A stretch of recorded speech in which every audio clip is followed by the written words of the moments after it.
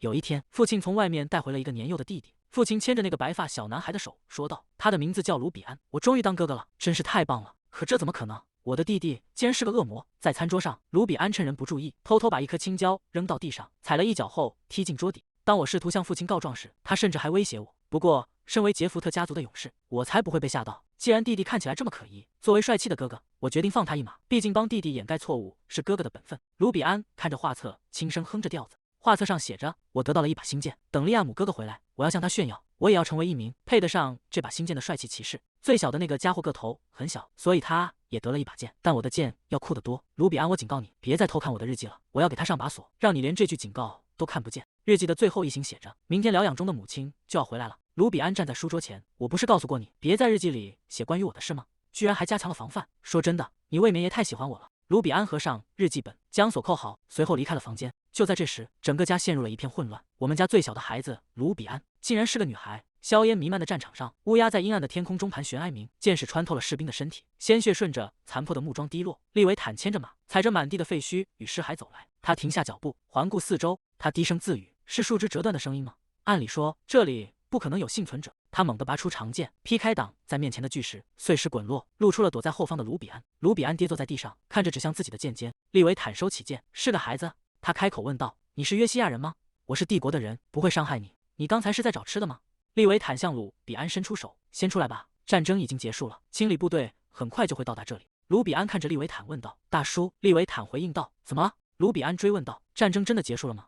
利维坦看着卢比安说道：“是的。”在过去的10年里，人类与魔兽之间爆发了由黑魔法师挑起的战争。那段时间，我一直身处战场。随着黑魔法师的死亡，这场漫长的冲突终于画上了句号。利维坦抱起卢比安，一切真的结束了。对不起，我应该早点来的。首先，我们得给你找点水和吃的。你太轻了。卢比安突然在利维坦怀里动了一下。利维坦稳住身体，看着怀中受惊的卢比安。卢比安抬起头：“对不起，你吓到我了。”利维坦沉思着，为什么他的眼睛这么大？他开口问道：“你还有父母或者兄弟姐妹吗？或者还有什么远房亲戚吗？”卢比安摇了摇头，他突然伸出小手，紧紧抓住了利维坦的衣襟，整个人缩进他的怀里。利维坦愣了一下，难道说你想跟我走吗？卢比安用力地点了点头。利维坦叹了口气，一个失去家人的孩子，竟然愿意跟随一个完全陌生的人，你一定吃了很多苦吧？他开口说道。好吧，只要你不是来自魔法王国，应该就没问题。他抱着卢比安站在马匹旁，那个地方非常封闭，没有国王的允许，甚至无法随意走动。如果我只是一时兴起带你走，事情可能会变得很复杂。利维坦翻身上马，带着卢比安离开废墟。等我回到帝国，我会为你找一个可以收留你的地方。夜幕降临，利维坦在荒野中升起篝火，他坐在火堆旁，手里拿着一串烤肉。卢比安坐在利维坦对面，看着周围的环境。这个地方，他看向利维坦，还有那张脸，那种说话方式。最关键的决定性因素是，利维坦察觉到视线。怎么了？你还觉得冷吗？卢比安低头看向披在身上的外套，上面绣着清晰的文章，那是利维坦的衣服。卢比安紧紧抱着水壶，难道真的是他吗？毫无疑问，这个男人就是我一直在寻找的人。我转生到了一本小说里，那本小说的名字叫做《废墟上插着的剑》。故事讲述了人类与暗黑兽之间的战争，而我只是一个在战争中受尽苦难的龙套角色，在那场战争中带来胜利的英雄和主角，正是眼前的这个男人利维坦。利维坦递过烤肉说道：“吃吧，已经烤熟了。”他以非魔法师之躯杀死了大陆上最强大的黑魔法师，终结了这场战争。这是原著第1部的结局。但问题是，利维坦很快就会突然死去。没错，这部战争小说还有第2部，这意味着还有无数的战斗等待发生。在第2部中，魔法王国的国王复活了黑魔法师，但唯一能阻止他的利维坦却已经不在人世。于是，黑魔法师肆无忌惮地横行，整个大陆再次沦为战场。无论怎么想，这都是一个完全疯狂的结局。像我这样卑微的龙套，只会被卷入其中，然后丢掉性命。如果我想活下去，就必须阻止黑魔法师的复活。为了做到这一点，卢比安伸手接过利维坦递来的烤肉。大叔，你家里需要一个小孩子吗？我要把这部战争小说彻底变成日常番。利维坦摆了摆手：“是的，我不需要。”卢比安大声喊道：“为什么不需要呢？”利维坦坐在篝火旁，用木棍拨弄着火堆。“我说过，我会把你送到首都收容所。”卢比安在地上打滚，哭闹着：“不是收容所，带上最小的那个一起走吧。”利维坦叹了口气：“你自己会把地上的灰尘都擦干净的。”他停顿了一下，问道：“怎么突然提到最小的了？”卢比安坐起身：“刚见面几个小时就谈收养，是不是太仓促了？但我的心很急。在战场上九死一生之后，我们好不容易才相遇，但事实是我甚至不知道我必须保护的人是怎么死的。这是因为这辈子发生了太多事情，除了前世读过的那本书的大致轮廓，我几乎忘记了书里的所有内容。”战场上硝烟弥漫，指挥官大声喊道：“不要停，继续射击，击塌悬崖，挡住敌人。”事实上，我是根据魔王的命令被拖到战场的。作为魔国的魔法师，也是一名童兵，在同盟国强烈谴责征召童兵的行为后，像我这个年纪的魔法师被撤到了后方。但是，即使被分配到战场的后方支援，与死亡擦肩而过的感觉依然没有改变。在最前线摸爬滚打了1年之后，我才意识到这个世界是一本书里的世界。为了见到利维坦，我选择了当一名逃兵。魔国的军队正在围攻巨兽，魔国是一个封闭的国家，如果我逃跑被抓到，后果可想而知。在拼命逃亡的过程中，今天我终于见到了利维坦。我原以为现在唯一要做的就是想办法救活他，但还有一个更严重的问题，因为10年前的那场意外，利维坦非常讨厌魔法师。卢比安低着头，我必须隐藏身份，还要防止他死于不明原因。肩膀上的担子真的太重了。利维坦问道：“你怎么突然变得这么奇怪？”卢比安心想：我怎么会有这么多秘密？利维坦伸手戳了戳卢比安的脸颊：“你是因为我说不需要你，所以才在生闷气吗？什么样的男人会因为那种事生闷气？”卢比安愣了一下，他捏住利维坦的手指：“什么男人？就算我是个逃兵和亡命之徒，改变性别也太过分了。难道说……”他立刻改口说道：“男孩子也会生闷气的，你知道吗？”利维坦松开手：“行了，好了，我知道了，快点长大吧，明天还有很长的路要走。”卢比安骑在马上，坐在利维坦身前，一路上喋喋不休。利维坦说道：“你话真多，吵了一整天了。”卢比安回应道：“你其实挺喜欢的吧？毕竟这样就不无聊了。要是安静下来，反而会觉得心里空落落的。”利维坦突然捂住卢比安的眼睛，他拔出长剑，别看是怪物，林间窜出巨大的黑色魔兽。利维坦单手护住卢比安，挥剑斩向袭来的怪物。怪物发出凄厉的惨叫。利维坦低声说道：“这里还在边境附近。”黑色魔兽正处于狂暴状态，吓坏了吗，小鬼？他放轻声音：“现在没事了。”卢比安突然大叫一声：“呸呸！你的手上有血，进到我嘴里了！你还自称是大陆最强的剑士，到处都是血，我连换洗的衣服都没有。”利维坦说道：“现在的问题真的是这个吗？好吧，抱歉。”卢比安嫌弃地擦着脸，这东西的味道根本洗不掉。利维坦拿出水壶，倒出水帮卢比安清洗脸上的血迹。“你真的没事吗？不害怕吗？”卢比安被利维坦粗鲁的动作弄得左摇右晃，他小声嘟囔道：“好疼啊！”卢比安心想，这种时候不可能弄到月光草吧？那可是清除黑魔兽血液最好的药草。利维坦盯着卢比安，突然开口问道：“为什么不哭？就像刚才那样，你一次都没有哭过。”卢比安愣住了，这下尴尬了。难道我看起来不像个正常的孩子吗？利维坦直到最近都还在战场上徘徊，他身上散发出的压迫感绝不是开玩笑的。在战场上，小孩子只要见到他，瞬间就会吓得大哭起来。卢比安低着头说道：“其实刚才我也很害怕，但哭泣并不能改变任何事情。”他陷入了回忆，无论是在前世还是这一生，我都不怎么哭。与其哭泣，不如把时间花在解决问题上。卢比安继续说道：“如果我哭了，别人只会说我很吵。”利维坦沉默了一会儿，他开口问道：“谁说的？”卢比安愣了一下，什么？利维坦低下头，直视着卢比安的眼睛。是谁告诉你哭泣改变不了任何事情的？卢比安有些慌乱，大概是我妈妈吧。他在心里默默道歉，对不起，那个根本不存在的妈妈。毕竟我是个20为人又是孤儿的家伙。利维坦突然伸出双手，按住卢比安的头，用力揉搓起来。卢比安被晃得东倒西歪。等等，搞什么鬼？利维坦停下动作，听好了，小鬼，憋得太久是会生病的，得把你头发上的血洗掉才行。在前往首都的路上，两人谈论了很多事情，那些琐碎的闲聊和互相打趣，还有随口说出的玩笑话。他们聊起各自的喜好，这些细小的事情填满了整段旅程。还有时候，卢比安抬头看向利维坦，问道：“现在已经没有怪物了，对吧？”利维坦平静地回应道：“是的，我把他们都杀光了。”卢比安靠在利维坦怀里：“大叔，你真的很强。为了带来这份和平，这10年一定过得很辛苦吧？我仅仅在战争中待了2年，就几乎无法忍受了。”卢比安轻声说道：“大叔，谢谢你救了我。”他伸出小手，轻轻拍了拍利维坦宽大的手背，也谢谢你在战场上的努力，那一定非常不容易。卢比安露出灿烂的笑容，多亏了你现在很和平。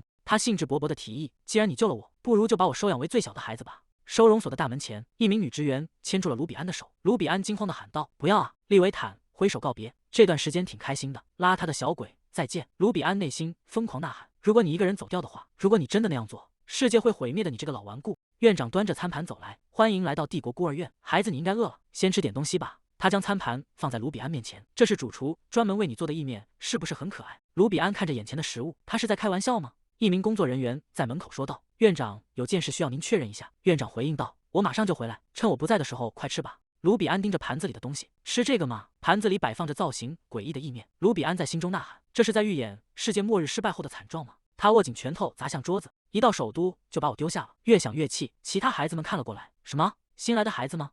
卢比安突然感到一阵眩晕，是因为太生气了吗？他趴在餐桌上，8米龙首都几乎没有魔力，仅仅是待在这里，对魔法师来说就足够精疲力竭了，感觉糟透了。利维坦还把我丢下了，真是最差劲的情况。一个声音从身旁传来：“你还好吗？”金发男孩站在桌边，关切地问道：“你的脸色看起来很糟糕，是生病了吗？”卢比安抬起头，在心里惊叹道：“这家伙长得也太好看了吧！”他回应道：“我没生病，只是在想事情。金发男孩在卢比安身边坐下，需要我倾听吗？也许会有帮助。卢比安陷入了沉思。首先，我必须阻止世界毁灭。他用叉子拨弄着盘子里形状诡异的意面，这意味着我必须救下那个注定很快就会死掉的男主角。所以，我打算在不暴露自己是逃跑魔法师身份的前提下，偷偷救活他。这可真是太难了。但是，那个男人抛弃了我，而且非常冷酷。卢比安趴在桌上，也就是说，根本没有解决办法。金发男孩轻声问道：“你到底在担心什么？”卢比安抬起头，伸手摸了摸金发男孩的头。我就当是小孩子的烦恼收下了。院长走回桌边，哎呀，你已经吃完了吗？既然吃完了，我们现在去测量魔力，怎么样？卢比安惊叫道。测量什么？院长耐心地解释道。测量魔力，因为现在有逃跑的魔法师在外面，所以我们必须进行这项检查。卢比安整个人僵住了，我死定了。微风拂过皇宫内院的草坪，巴米龙帝国的皇帝迪特里安站在高处俯瞰着景色，这里很美不是吗？虽然是在皇宫里，但感觉非常开阔。利维坦回应道：“陛下闲聊到此为止，请进入正题吧。”迪特里安露出无奈的微笑，真是带刺啊！魔法王国请求我们协助追踪一名逃跑的魔法师，据说在经过卡纳兰峡谷时，一支魔法师小队全军覆没，现场少了一具尸体。利维坦回应道：“大概是掉到悬崖下面去了吧？我真的必须处理这种善后工作吗？”迪特里安微微一笑：“我就知道你会这么说。既然我理解你的立场，能不能请你收敛一下那股凶悍的气场？再这样下去，我的侍从们都要晕倒了。我明白你不想和魔法王国扯上关系，但你是不是表现得太尖锐了？关于刚才提到的那个逃跑魔法师，利维坦开口：“陛下。”一群金鸟被他的气场震慑，扑棱着翅膀飞向高空。利维坦语气冰冷地说道：“我不想再听下去了。”侍从们吓得瘫倒在草地上。陛下，迪特里安微笑着摆了摆手：“我没事，你们先退下吧。”他看向利维坦：“好吧，这件事我会处理的。”利维坦回应道：“感激不尽。”迪特里安轻笑出声：“真是傲慢啊。对了，埃布里希侯爵说他在进宫时看到了一件有趣的事，他说你对某个孩子表现得相当亲密，你该不会又在考虑收养的事情了吧？北方并不是一个适合养育孩子的地方。虽然你的2个儿子适应得很好，但不能保证那个孩子也可以。为了孩子着想，还是把他留在首都会更好。”利维坦沉默良久，低声回应道：“我知道了。”他牵着马走在街道上，回想起迪特里安的话，他说的没错，北方依然是魔物频繁出没的土地，连成年人都难以生存。对于像卢比安这样弱小的孩子来说，那里会更加残酷。我不能仅仅为了自私的理由就把孩子带去北方，在离开之前，至少应该去道个别。街道上传来路人的惊呼声：“什么？是真的吗？强盗闯进了帝国孤儿院，是真的，甚至还有孩子受伤了。”利维坦的眼神瞬间变得凌厉。不久前，在帝国孤儿院后方，一名浑身缠绕着雷电的入侵者正挥舞着武器，雷光在空气中炸裂。卢比安瘫坐在地上，大口喘着气，身旁还有其他受惊倒地的孩子。卢比安在心中愤怒地呐喊：“这个疯狂的缺乏魔力的国家！”他满脸通红，呼吸急促。我才只用了一点点魔法，就已经累成这样了吗？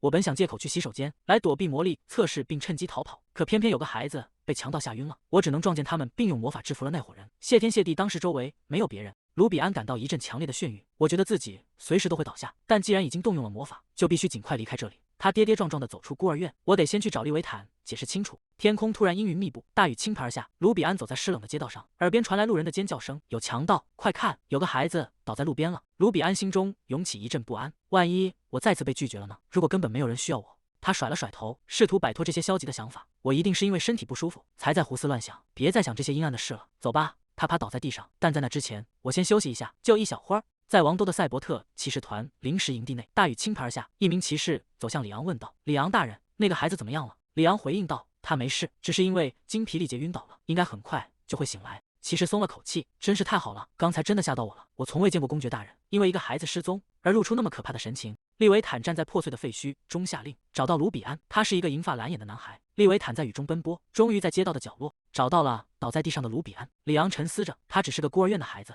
真没想到公爵大人会展现出那样动摇的一面。他对着骑士下令：“等我们回到赛博特领地，需要准备一辆适合小孩子乘坐的马车。”卢比安猛地惊醒，大口喘着气，他环顾四周，这是哪里？一个低沉的声音响起：“卢比安。”卢比安看向床边，大叔。利维坦坐在椅子上说道：“这是我的营帐，你在这里很安全。他们说你是因为精疲力竭才晕倒的。”利维坦站起身，吃点东西，把药喝了，再多休息一会儿。卢比安小声说道：“但我现在已经没事了。”利维坦说道：“我去给你拿些衣服，你换上吧。”卢比安愣在床上换衣服，他低头检查自己的身体。谢天谢地，他只是脱掉了我的外套，没有看到那个。利维坦伸手摸了摸卢比安的额头，很好，烧已经退了很多。卢比安缩了缩脖子，等一下。他握住利维坦的手，大叔，你是在找我吗？利维坦回应道：“是的，我听说收容所进了强盗，就立刻赶了过去。发现你不见的时候，你知道我有多害怕吗？你为什么会晕倒在那种小巷里？”卢比安支支吾吾地回应道：“那是因为厉维坦端起粥碗，总之你这个小麻烦精，我真是一刻也不能让你离开我的视线。他将一勺粥喂进卢比安嘴里，卢比安含着食物，含糊不清地说道：“那就一直把我留在你身边盯着我吧。如果你移开视线，这种事可能还会发生。你最好一直盯着我。”利维坦说道：“我本来就打算这么做。”卢比安张大嘴巴：“你刚才说什么？你的意思是？”利维坦拖住卢比安的下巴，闭上嘴，好好嚼你的食物。卢比安努力吞咽着食物：“你真的要带我走吗？为什么突然改变主意了？你以前明明那么反对带上我。”利维坦搅拌着碗里的粥，并不是我不想带你走，我只是想让你待在安全的地方，一个不寒冷的地方，一个没有怪物的地方。我希望你能像那样，在一个普通的地方平静的生活。”卢比安说道。“但是大叔，只有和你在一起的时候，我才觉得最安心。所以，就算天气很冷，就算有怪物出现，或者日子变得很艰难，我也要一直站在你身边。”利维坦嘴角微微上扬。“既然如此，那我就没别选了。等你的烧退了，我们就一起出发去北方。”营帐外的雨停了，阳光洒在翠绿的草地上，露珠在夜间摇曳。利维坦检查着卢比安的身体，头还疼吗？卢比安大声回应道：“不疼了。”利维坦继续问道：“觉得恶心吗？”卢比安精神十足地喊道：“完全没有。”利维坦继续问道：“有没有咳嗽？”卢比安在利维坦怀里挣扎着：“我不是说了我没事吗？我现在非常健康，你现在可不能反悔，别再磨蹭了。”利维坦安抚道：“好啦好啦，我只是因为担心才问的。”卢比安兴奋地说道：“既然你明白了，那我们就出发吧，去申请监护权。”办公室内，一名官员将文件推到利维坦面前：“请仔细阅读这些文件，然后在这里签字。从现在起，您将正式成为卢比安的担保人，负责提供保护和支持，直到他成年为止。”卢比安心想，这其实可能比收养更好。既然我计划在达成目标后就离开，这种关系反而更清爽。这让我想起了前世在孤儿院的日子。我记得17岁独立时那种迷茫无助的感觉。这一世在出发之前，我要做好充分的准备。利维坦看向卢比安：“好了，轮到你了，在这里签上名字。”卢比安爽快地回应道：“好的。”他趴在桌子上，握着笔，认真地在纸上写着。利维坦看着卢比安写下的字迹，疑惑地问道：“这是蚯蚓吗？还是什么特殊的文字？”卢比安大声反驳道：“这是帝国语好吗？”利维坦看着卢比安气鼓鼓的样子，忍不住笑出声来：“抱歉抱歉。”卢比安挥舞着小拳头抗议。利维坦笑着将他抱了起来。官员在后方挥手告别：“要幸福啊！”卢比安趴在利维坦的肩头，也向官员挥了挥手。阳光穿过树荫，洒在街道上。利维坦抱着卢比安走在回城的路上。就像我之前说过的，卢比安，选择权在你手里。北方是一个非常严酷的地方，这就是为什么我没有立刻收养你。等你亲身体验过那里的生活后，再做决定也不迟。卢比安回应道：“我不在乎北方是什么样子的，我要一直留在你身边。”利维坦伸手刮了一下卢比安的鼻子：“真是拿你没办法，你就像一只对我产生了印记的小鸟。虽然我不知道你为什么对我这么执着，但是从今天起，你就是我们家族最年幼的一员了。”在遥远的北方，赛伯特领地正被皑皑白雪覆盖，宏伟的城堡屹立在风雪之中。城堡的大厅内，一名年长的男子坐在高位上，问道：“他带了什么回来？一个孩子吗？虽然他是我的儿子，但他确实总做些没用的事情。”管家看着手中的报告：“我们该怎么做？”老者露出狰狞的笑容：“我们得看看他是否有资格在北方生存，并对他进行测试。”卢比安跪在草地上，剧烈的呕吐着。利维坦蹲在卢比安身后，拍着他的背，手里拿着水瓶。卢比安虚弱地说道：“对不起。”利维坦回应道：“没关系，用水漱漱口。”卢比安接过水瓶，喝了一口水，发出咕噜咕噜的声音，随后将水吐掉。他看着远处的马车，没想到晕车会这么严重，是因为我的身体太弱了吗？利维坦说道：“这样不行，虽然可能会有点不舒服，但还是跟我一起骑马吧。”卢比安有些迟疑。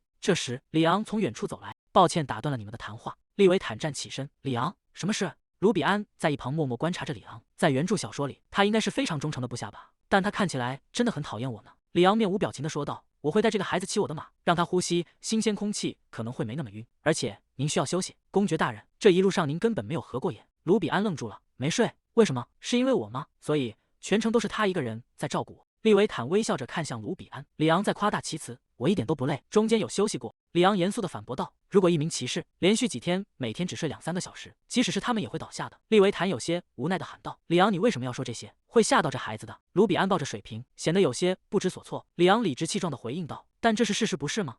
卢比安突然伸出手，抓住了里昂的披风，他大声宣布道：“我要和里昂先生一起走。”他指着利维坦：“你去马车里睡觉。”利维坦伸手抓了抓头发：“我真的没事，所以过来吧。”卢比安坚定地拒绝道：“里昂先生。”他张开双臂，对着里昂喊道：“快点把我抱上去！”里昂愣在原地，一把抱起卢比安。卢比安看向利维坦说道：“我拒绝你的拒绝，去好好睡一觉。”利维坦看着卢比安坚决的态度，露出了温柔的微笑。马车在林间小道上行驶，利维坦靠在马车软垫上，闭着眼睛陷入了沉睡。里昂骑着马，将卢比安护在身前。卢比安看着马车窗内熟睡的身影，低声说道：“明明困成那样，真不知道刚才在坚持什么。”里昂语气冷淡地对卢比安说道：“太没礼貌了，对公爵大人放尊重点。”卢比安小声反驳道：“可是公爵都没说什么。”里昂叹了口气：“你当初为什么要坚持跟着公爵大人？”卢比安理直气壮地回答：“因为是他把我捡回来的呀。”李昂语气冷淡地说道：“如果你是想在公爵岭过安逸的生活，现在就放弃吧。赛博特领地是通过征服魔物土地建立起来的庄园，那些被赶走的魔物经常为了夺回土地而入侵，所以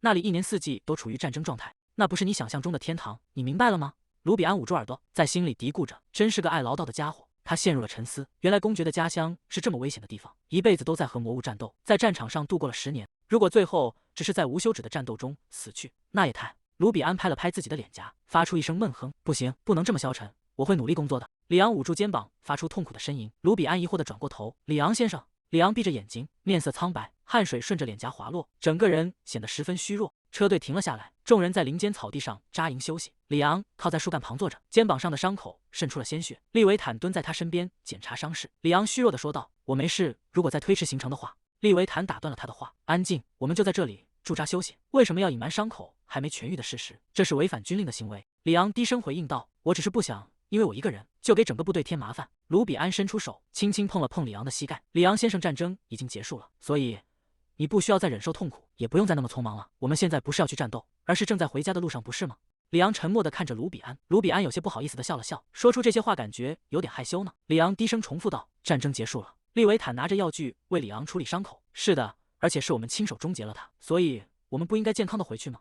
这样才不枉费我们历经万难活了下来。”里昂听后振作了精神：“是的，您说的对，我会尽快康复的。”利维坦笑着调侃道：“听你声音这么响亮，肯定很快就能好起来。”卢比安大喊：“太好了！”里昂先生终于打起精神了，他的嘴角抽动了一下：“好臭！我刚才一直在忍着，但这个味道真的太难闻了。”他捂着鼻子连连后退。“我就在想这是什么味道，这种药膏也太老旧了吧？你们居然还在用这种东西！”利维坦看着跑开的卢比安：“为什么要逃跑？”卢比安一边跑一边喊道：“太臭了！”利维坦说道：“你以后可是要成为骑士的人，至少要学会忍受这种程度的味道啊！”深夜，卢比安正专注地拿着实验瓶进行调配，他自豪地说道：“魔法王国的医药技术可要先进得多。”他开始按照自己的秘方改良药膏，首先趁着利维坦去参加例行会议的空档，在营帐里偷偷制作药膏，接着将调制好的药膏装进容器，再把在营地附近采摘的草药切碎加进去，最后加入几滴在做饭时偷来的中和剂，搅拌均匀，改良药膏就大功告成了。卢比安一边搅拌着碗里的药膏，一边得意地想到：只要稍微调整一下，难闻的味道就会消失，效果也会变得更好。如果能再加入一点魔力，就更好了。不过现在只能先这样。突然，一个冰冷的声音从营帐外传来：“找到你了！”卢比安愣住了，这个声音是……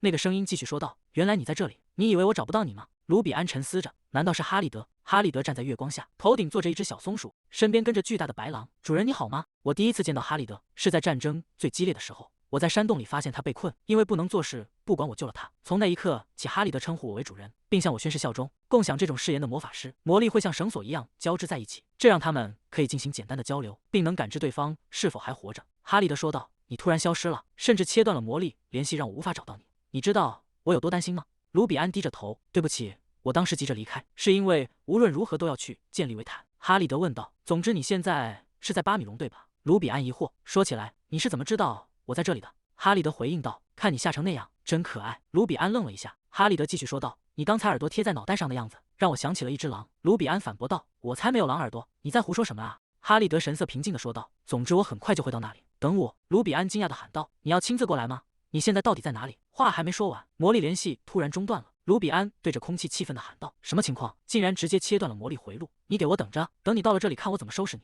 卢比安捧着药膏递到里昂面前，男人正弯腰搬运着木箱，疑惑地问道：“这是什么？”卢比安说道：“大叔，这是送给你的礼物。药膏的味道太难闻了，所以我往里面加了一些草药。”里昂看着手中的礼物，露出惊讶的神色，他低声说道：“谢谢你的礼物，我为之前对你态度不好而道歉。”里昂蹲下身，平视着卢比安：“从现在开始别再叫我大叔了，叫我里昂大人。”卢比安疑惑地问道：“为什么要这么叫？”利维坦出现在里昂身后，伸手搭在他的肩膀上：“你从什么时候开始允许别人用那个头衔称呼你了？”里昂有些局促地回应道：“既然他现在住在赛博特领地，让他加入骑士团也是理所当然的。”卢比安愣在原地：“加入赛博特骑士团，我要混在他们中间吗？可我是一个魔法师啊！”利维坦看着卢比安，他伸出手：“看来里昂挺喜欢你的，也让我看看那个礼物吧。”卢比安将药膏递了过去：“这是混合了啊贝利塔草药的药膏。”利维坦拿着药膏仔细端详：“你是怎么知道这个配方的？”“只是随便把东西混合在一起，通常不会让味道变好。”卢比安有些慌张地回应道：“我妈妈以前是约西亚的治疗师，我只是看着她做就学会了。”他尴尬地笑着：“这完全是谎话。”利维坦露出难以置信的神色：“只是看着就学会了？你甚至没有接受过正式训练？”里昂也惊讶地附和道：“而且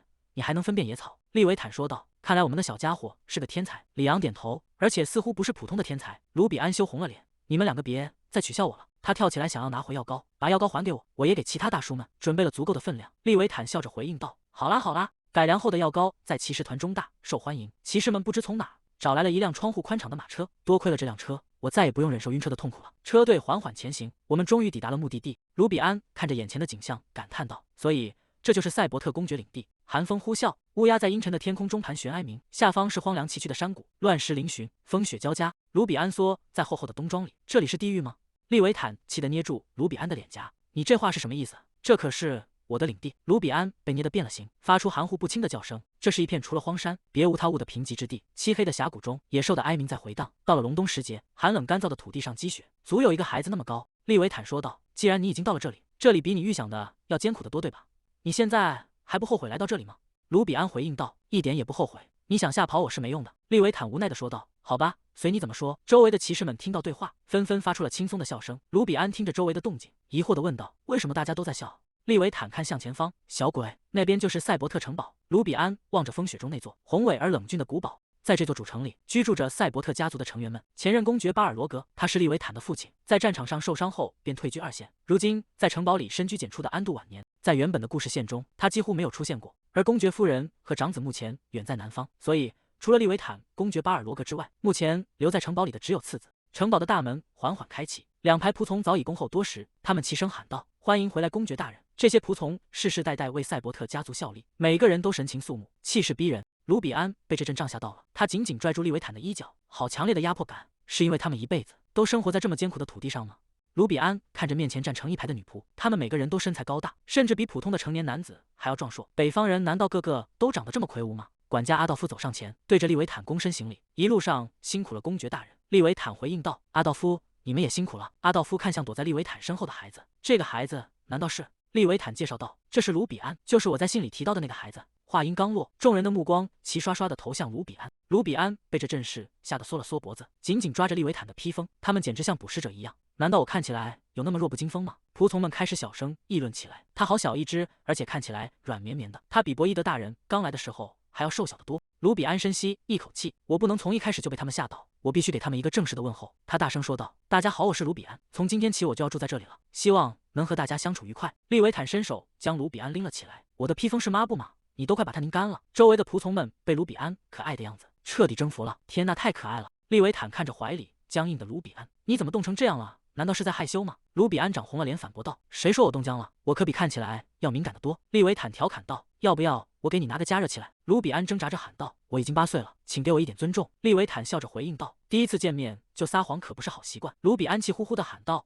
你明明知道我8岁了，别再取笑我了。”他在心里暗暗叫苦，为了让自己看起来更年幼，我甚至把实际的10岁报成了8岁。周围的女仆们听到对话，纷纷露出不可思议的神情。就这小小的身价，真的有8岁吗？卢比安看着反应剧烈的众人，心中充满疑惑，为什么他们这么惊讶？利维坦对着仆从们说道：“大家小心点，这家伙可是会咬人的。”卢比安在利维坦怀里拼命挣扎，快放我下来！就在这时，走廊尽头传来一阵沉重而有力的脚步声。卢比安停止挣扎，顺着声音传来的方向望去，一个身影从2楼围栏处纵身跃下，稳稳地半跪在城堡大厅的地板上。他抬起头，大声喊道：“好久不见！”周围的仆从们齐声欢呼道：“小少爷！”卢比安呆呆地看着眼前的少年，如果他是小少爷的话，那么他就是赛博特家族的次子博伊德·赛博特。博伊德赶忙停下动作，对不起父亲，我太得意忘形了，我是不是太鲁莽了？利维坦看着博伊德说道：“你长高了不少。”博伊德有些不好意思地笑了笑，嘿嘿，他挥动拳头。首都怎么样？一事顺利吗？我没有偷懒，一直有在练习剑术，也没有剩饭学习，也很努力。利维坦回应道：“做得很好。”博伊德开心地喊道：“谢谢父亲。”他看向卢比安：“从现在起你要和我们一起生活，对吧？”卢比安有些迟疑地回应道：“你好。”他看着博伊德，他比想象中还要有活力。博伊德出身于旁系之族，年幼时在战争中失去了双亲，后来被利维坦夫妇收养为次子。尽管有着黑暗的过去，他依然表现得开朗无忧，这比预想的要好。卢比安自我介绍道：“我是卢比安。”博伊德竖起大拇指，神气十足地说道：“我是博伊德，今年11岁了。”卢比安平静地问道：“所以呢？”博伊德有些抓狂地喊道：“不许抱怨，你到底几岁了？”卢比安回答道：“8岁。”博伊德兴奋地握紧拳头：“太棒了，终于有人比我小了。”他张开双臂，欢迎来到利维坦家，小家伙。他围着鲁比安跑来跑去，你真的好小啊！我觉得我能把你到处拎着走。卢比安有些不知所措，那倒也不至于。管家走上前对利维坦说道：“诺贡大人因为身体原因没能过来。”利维坦回应道：“是吗？那我晚点再介绍卢比安吧。博伊德抱着鲁比安问道：“父亲，我们现在是要去书房吗？我也可以一起去吗？”利维坦回答道：“当然可以。”博伊德兴奋地把卢比安举了起来。“谢谢父亲。”利维坦说道。“不过首先把你弟弟放下来。”博伊德放下卢比安，“我去拿满分的试卷和剑术训练记录，晚点再陪小家伙玩。”管家阿道夫看着博伊德的背影，无奈地说道：“少爷，您明明从来没拿过满分啊！”他感叹道：“您终于能和博伊德少爷相处得这么自然了。”利维坦回应道：“那是当然，毕竟我们是父子。”卢比安疑惑地问道：“你们以前关系不好吗？”管家有些尴尬地解释道：“利维坦大人以前的气场太强了，博伊德少爷小时候每次见到他都会吓哭。利维坦大人为了体谅孩子，总是会主动避开，所以两人以前确实没怎么说过话。不过现在情况已经好多了。”卢比安点了点头，他看向利维坦：“我理解，毕竟你的脸确实长得有点凶。”利维坦问道：“我凶吗？反正你平时也是想做什么就做什么。”卢比安拍打着利维坦：“别捏我！”利维坦无奈地说道：“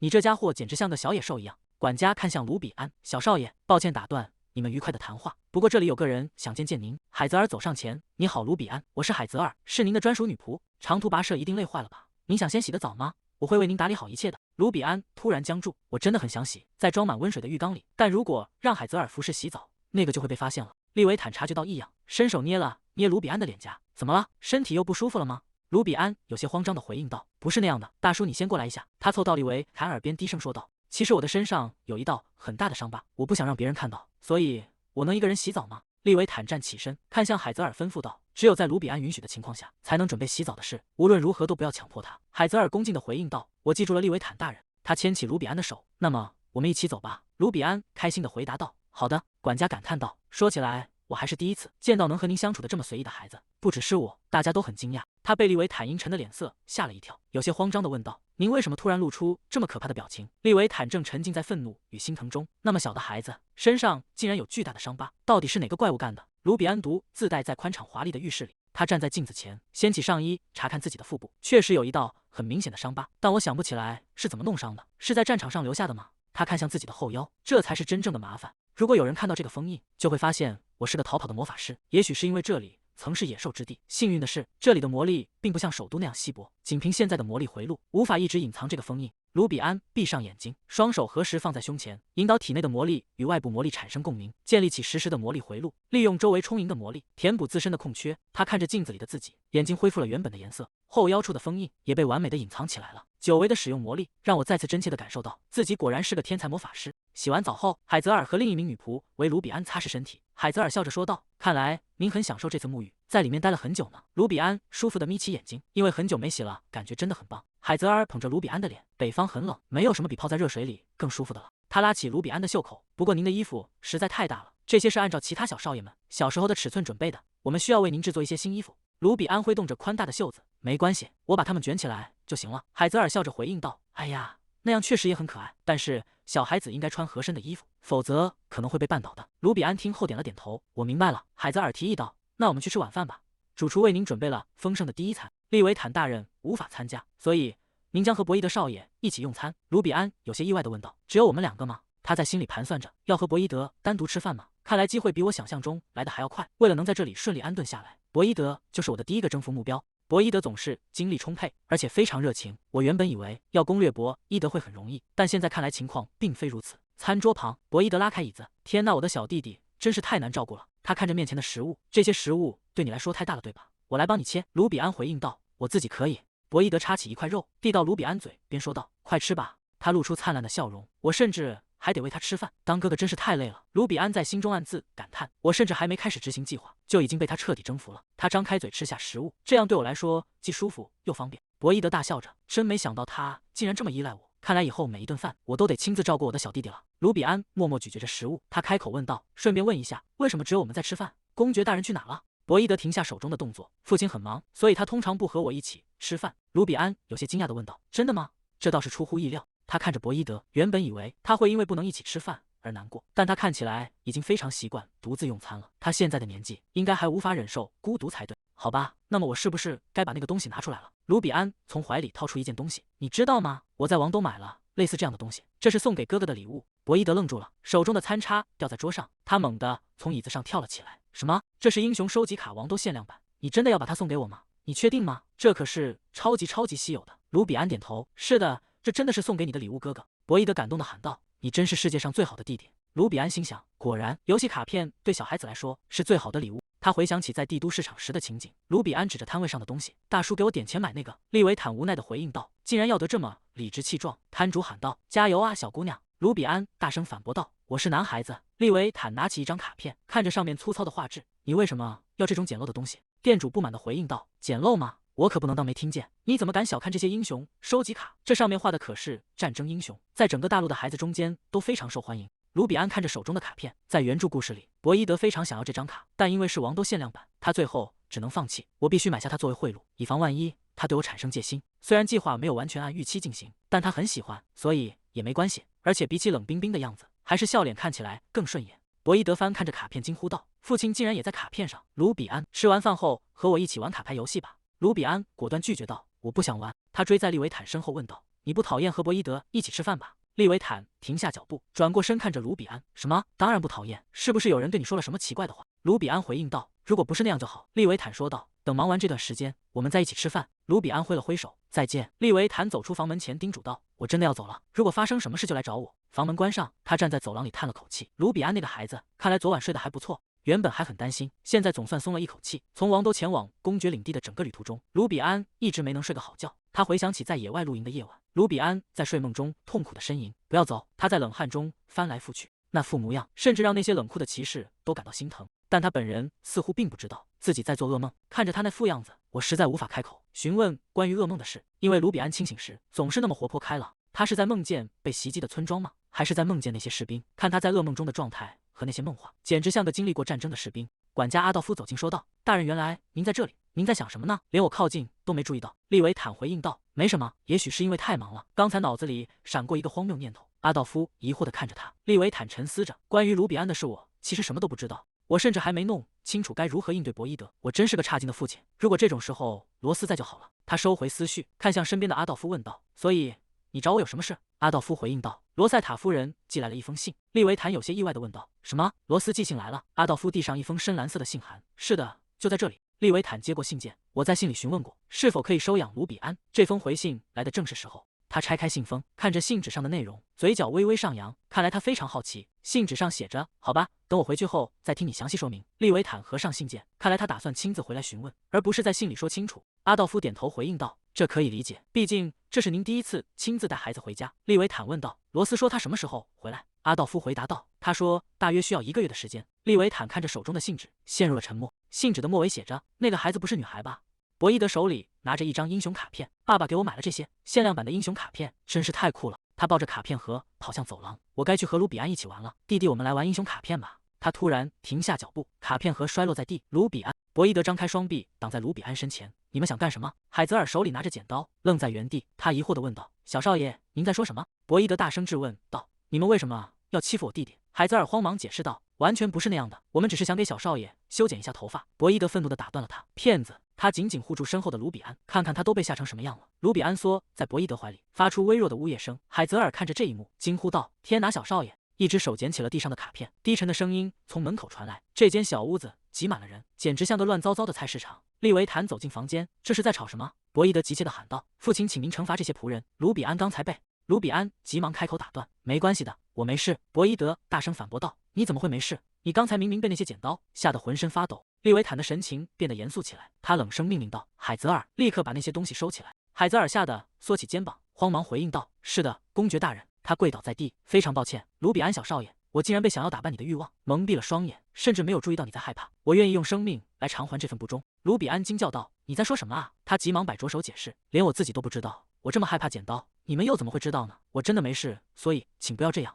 利维坦开口说道：“大家都冷静点。”他将捡起的卡片递给博伊德。“首先，博伊德，你做得很好。”博伊德挺起胸膛，自豪地接过卡片，“因为我是他的哥哥呀。”利维坦转过头，眼神冰冷地看向跪在地上的女仆。“至于你们其他人……”卢比安拉住利维坦的衣角，小声哀求道：“请不要责怪他们。”利维坦叹了口气，看在卢比安的份上，这次我就不再追究，但绝不会有第二次。海泽尔和女仆们深深叩首，我们一定会谨记在心。利维坦抱起卢比安，你想什么时候剪头发都可以，没必要强迫自己去做讨厌的事情。即使是我，也不能强求你做任何事。还有什么让你感到不舒服的地方吗？卢比安摸了摸额前的碎发，其实刘海总是戳到眼睛，我觉得用发夹别起来应该会好一点。海泽尔听到后立刻跳了起来，我这就去买一些回来。利维坦伸出手拨开卢比安眼前的发丝，卢比安疑惑地看着他，利维坦露出微笑，在东边的房间里应该有适合卢比安当发家的东西，去把他找来带到这里。海泽尔和女仆们愣在原地，利维坦继续吩咐道：“去找阿道夫拿房间的钥匙。”女仆立刻转身跑开。遵命，公爵大人。卢比安沉思着，东边的房间里会有什么呢？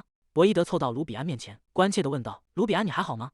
你的脸色白得像面团一样。”卢比安回应道：“我没事，谢谢哥哥刚才帮我。”博伊德松了口气：“那就好。”利维坦突然看向博伊德问道：“现在不是你练习剑术的时间吗？”博伊德猛地一惊：“那个……”他立刻转身冲向走廊，大声喊道：“我这就去！”利维坦看着博伊德逃跑的身影，疑惑地问道：“我只是问了一句，他为什么要跑掉？”卢比安无奈地回应道：“也许是因为您刚才的表情很吓人。”利维坦叹了口气：“果然，这很难办啊。”海泽尔泪流满面地哭喊道：“我根本不配当卢比安小少爷的贴身女仆，我竟然连他在害怕都没发现。如果连这种事都做不好，我空有一身吓人的本事又有什么用？”旁边的女仆叹了口气：“我们当雇佣兵的时间太长了，确实缺乏细腻的心思。”海泽尔说道：“我想一直侍奉卢比安小少爷，万一公爵要把我们换掉怎么办？你们刚才看到卢比安小少爷的样子了吗？明明他才是那个被吓坏的人，结果他反而一直在护着我们，他真是太善良了。我听说他在来这里的路上，甚至还送给骑士们亲手制作的药膏。”海泽尔嫉妒地咬着手帕：“什么？我好羡慕那些该死的骑士！总之，从现在起，我们必须打起精神，好好侍奉，绝对不能再犯这样的错误了。”海泽尔带着女仆们来到了东边的房间，房间里到处是精致的装饰，挂着星星形状的吊饰和可爱的玩偶，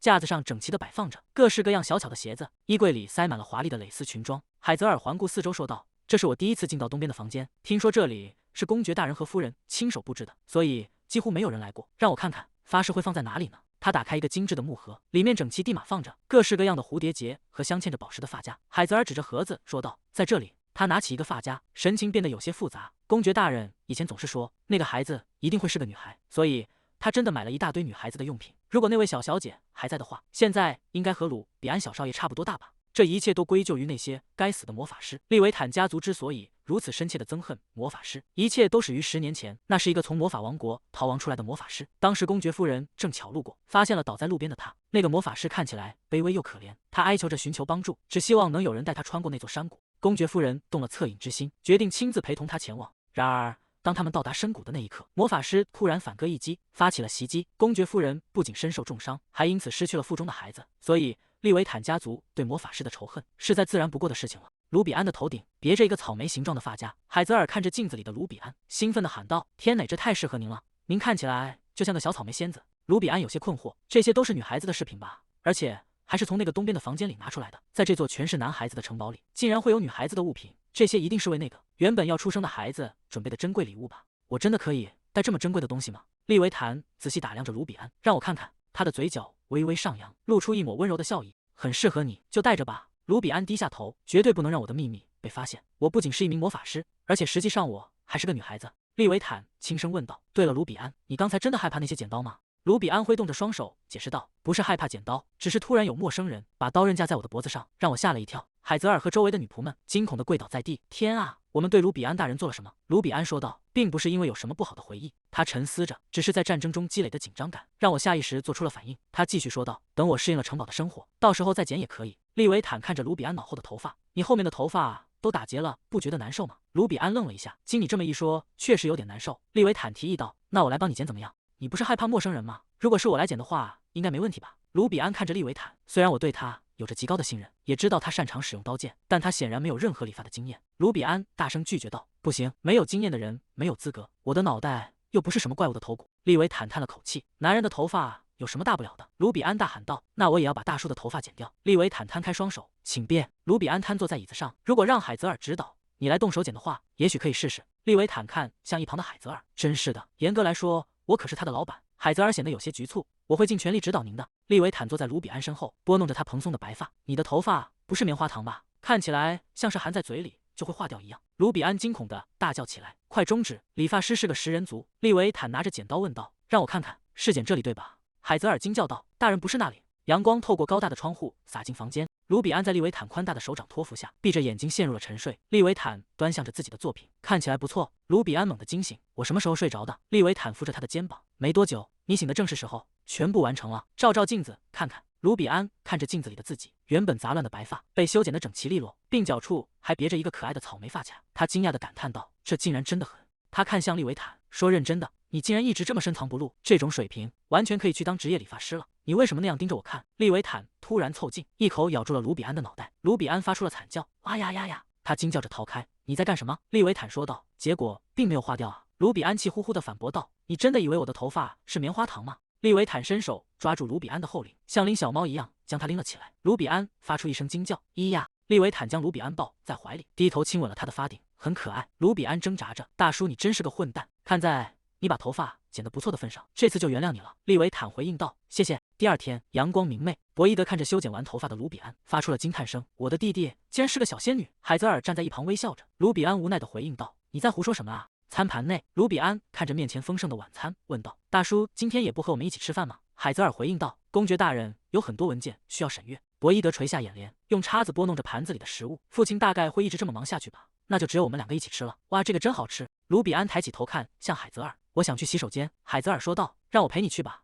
卢比安看向博伊德：“哥哥，你先吃吧。”海泽尔牵着卢比安走出餐厅。卢比安开口问道：“公爵大人是故意避开和博伊德哥哥一起吃饭吗？”海泽尔猛地停住，脸上露出了僵硬的笑容。卢比安观察着海泽尔的反应，果然被我猜中了。海泽尔蹲下身子：“当然不是，大人今天真的很忙。”卢比安追问道：“只有今天吗？”海泽尔叹了口气：“事实上，他们两个很少一起吃饭。虽然公爵大人长期在外，但博伊德少爷小时候非常害怕他，每次用餐都会紧张的哽咽，所以公爵大人最后选择了分开用餐。”卢比安问道：“哥哥以前那么害怕大叔吗？”海泽尔回应道：“公爵大人在少爷们刚来城堡的时候，性格非常严厉。正常情况下，罗塞塔夫人会出面调解他们父子的关系，但奈什夫人的身体状况很糟糕，大部分时间都卧床不起。”卢比安沉思着，那是夫人失去孩子并陷入绝望的时候，在那之后的几年里，他一直过着浑浑噩噩的生活。卢比安轻声回应道：“谢谢你告诉我这些，我不想去洗手间了，我们回餐厅吧。”他心中暗自思忖，通常情况下，我不该插手别人的家事，但昨天利维坦为我剪发，以及博伊德对我的关怀，我是不是该推他们一把？卢比安推开餐厅大门走了进去。博伊德放下手中的餐具：“卢比安，你回来了。”卢比安看向博伊德问道：“博伊德哥哥，我们要不要问问大叔，以后能不能一起吃饭？”博伊德吓了一跳，手中的餐具险些滑落。“突然提这个吗？”卢比安盯着博伊德问道：“你不想吗？还是说你现在依然很怕他？”海泽尔在一旁听得心惊胆战。博伊德慌忙摆手解释道：“不是那样的。”他握紧手中的餐刀：“我知道在我来这里之前，父亲身上发生过一些不好的事情，所以从那以后，他一直处于紧绷的状态。我现在明白，他避开我也是为了保护我，而且他现在已经不像以前那么可怕了。但是没有任何理由就突然提出要一起吃饭，总觉得有点突兀。”卢比安在心中暗自盘算，也就是说，他只是需要一个借口。他看向海泽尔：“大叔说他正忙着审阅文件，对吧？”海泽尔点头回应道：“是的，没错。”卢比安脸上露出了调皮的笑容：“博伊德哥哥，我有一个绝妙的主意。”博伊德吓得连连后退。“恶魔出现了吗？”书房内，利维坦正坐在宽大的办公桌前忙碌，门外传来了敲门声。利维坦说道：“进来，把文件放在那里就行了。怎么还有这么多？”他揉了揉酸痛的眉心，抬头看向门口，有些惊讶地问道：“你怎么来这儿了？”卢比安换上了一身笔挺的小西装，戴着圆框眼镜，手里还抱着一个文件夹。他像模像样的敬了个礼：“向您致敬，公爵大人。”他深深地鞠了一躬。“打扰一下。”利维坦满脸困惑：“那副眼镜是怎么回事？”卢比安迈着大步走到桌边，将手中的文件夹用力拍在桌面上。利维坦拿起文件夹问道：“这是什么？”卢比安说道：“请批准这个。”利维坦看着桌上那份写满奇怪符号的纸张，问道：“你在说什么？突然要什么批准？这是你写的吗？”卢比安大声回应道：“是的，我们要在中央餐厅为你举办欢迎派对，请核对一下清单，然后在这里帮我签个名。”利维坦看着卢比安，无奈地笑了笑：“你真是费了不少心思，所以只要在这里签名就行了，对吧？”卢比安点头。利维坦一边签字一边说道：“真是个爱胡闹的小鬼，签好了去玩吧。”卢比安立刻抱起那份文件：“你已经签过名了，对吧？难道你没看到附加说明吗？签名就代表你同意参加欢迎派对，公爵大人也必须出席。”利维坦愣在原地：“什么？”卢比安跑向门口：“看吧，签字的时候应该更仔细一点才对。”那么失陪了。博伊德正等在走廊里，他急忙迎上去问道：“卢比安成功了吗？”卢比安笑着回应道：“当然成功了。”两人兴奋地击掌欢呼：“太棒了！”餐厅里一片忙碌，仆人们正布置着场地，巨大的白色桌布被铺展开来。一名女仆抱着花瓶问道：“这个花瓶放在那边会不会更好看？”男仆们搬着沉重的木箱穿梭在餐厅里。一名男仆坐在梯子上，看着巨大的红色绸缎装饰，问道：“这会不会太夸张了？”下方的女仆抬头看了看：“是啊，这个感觉不太对，还是把它拿下来吧。”女仆长看着空荡荡的花瓶：“园丁们怎么还没到？我很久以前就告诉过他们，要多带些花来，别告诉我他们还在种种子。”卢比安看着忙碌的仆人们，低声说道：“大家都在努力工作啊，感觉有点不好意思。”博伊德说道：“仆人们都很有热情呢。”卢比安回应道：“我原本以为只是吃顿便饭。”博伊德笑了笑：“已经很久没有举办派对了，我想大家都很兴奋。”主厨走进房间：“卢比安大人，博伊德少爷，你们好。”卢比安一脸惊讶：“主厨，你怎么来这里了？你应该正忙着准备食物才对。”主厨笑着解释道：“我是来询问卢比安大人喜欢什么样的蛋糕。”卢比安指着自己问道：“我吗？这是为了庆祝叔叔回来的派对，所以我认为应该准备一些他喜欢的。博伊德小声嘀咕道：“那只是为了把叔叔骗到这里的借口啊。这也是你的欢迎派对，我们不能把你排除在外。”主厨点头赞同道：“博伊德少爷说的对。那么鲁比安大人，能告诉我你喜欢什么样的奶油吗？”鲁比安有些局促地抓着衣领，其实我不太了解蛋糕。他低下头，在心里默默想着，无论是前世还是现在，我几乎都没吃过蛋糕。如果不了解一样东西，就很难说出自己喜欢什么。他抬起头看向主厨说道：“我真的什么都可以。”主厨沉默了片刻，随后微笑着回应道：“既然如此，我们会准备各种各样的款式，这样您就能发现自己到底喜欢哪一种了。”鲁比安高兴地欢呼道：“太棒了，听起来真不错！”派对的时间终于到了，长桌上摆满了丰盛的食物，烤鸡、浓汤和各式点心，散发着诱人的香气，鲜花与烛台将餐厅装点得格外华丽。鲁比安看着眼前的景象，感叹道：“现在真的很有派对的气氛了。”利维坦走进餐厅，我还在想到底在捣什么鬼，原来是做了一件挺可爱的事。博伊德开口喊道：“父亲！”鲁比安仰起头：“叔叔。”利维坦看着热闹的餐厅，看来为了应付你们这两个小麻烦精，仆人们吃了不少苦头。鲁比安拉着利维坦的手往里走，不管怎样，叔叔你准时赶到了，快过来，坐在这里。利维坦顺从地坐下。既然今天是你的欢迎派对，你才是主角，为什么让我坐在这里？鲁比安用力推了推身边的博伊德，快点说啊，哥哥。博伊德显得有些局促。利维坦问道：“博伊德，你有话要说吗？”博伊德走上前，停在利维坦面前：“父亲，我真的很庆幸您能平安归来，因为之前一直没有机会亲口告诉您，所以我真的很想为您举办一场欢迎派对，感谢您这段时间所经历的一切辛苦。”利维坦摸着博伊德的头：“谢谢你，我的孩子。”博伊德有些害羞地笑了笑。鲁比安悄悄凑到博伊德耳边，低声催促道：“你应该还有更多想说的话吧？”博伊德鼓起勇气，大声喊道：“父亲，我现在已经不再害怕您了，我也能理解您当时为什么会那样做了。从现在开始，我们能一起吃饭吗？”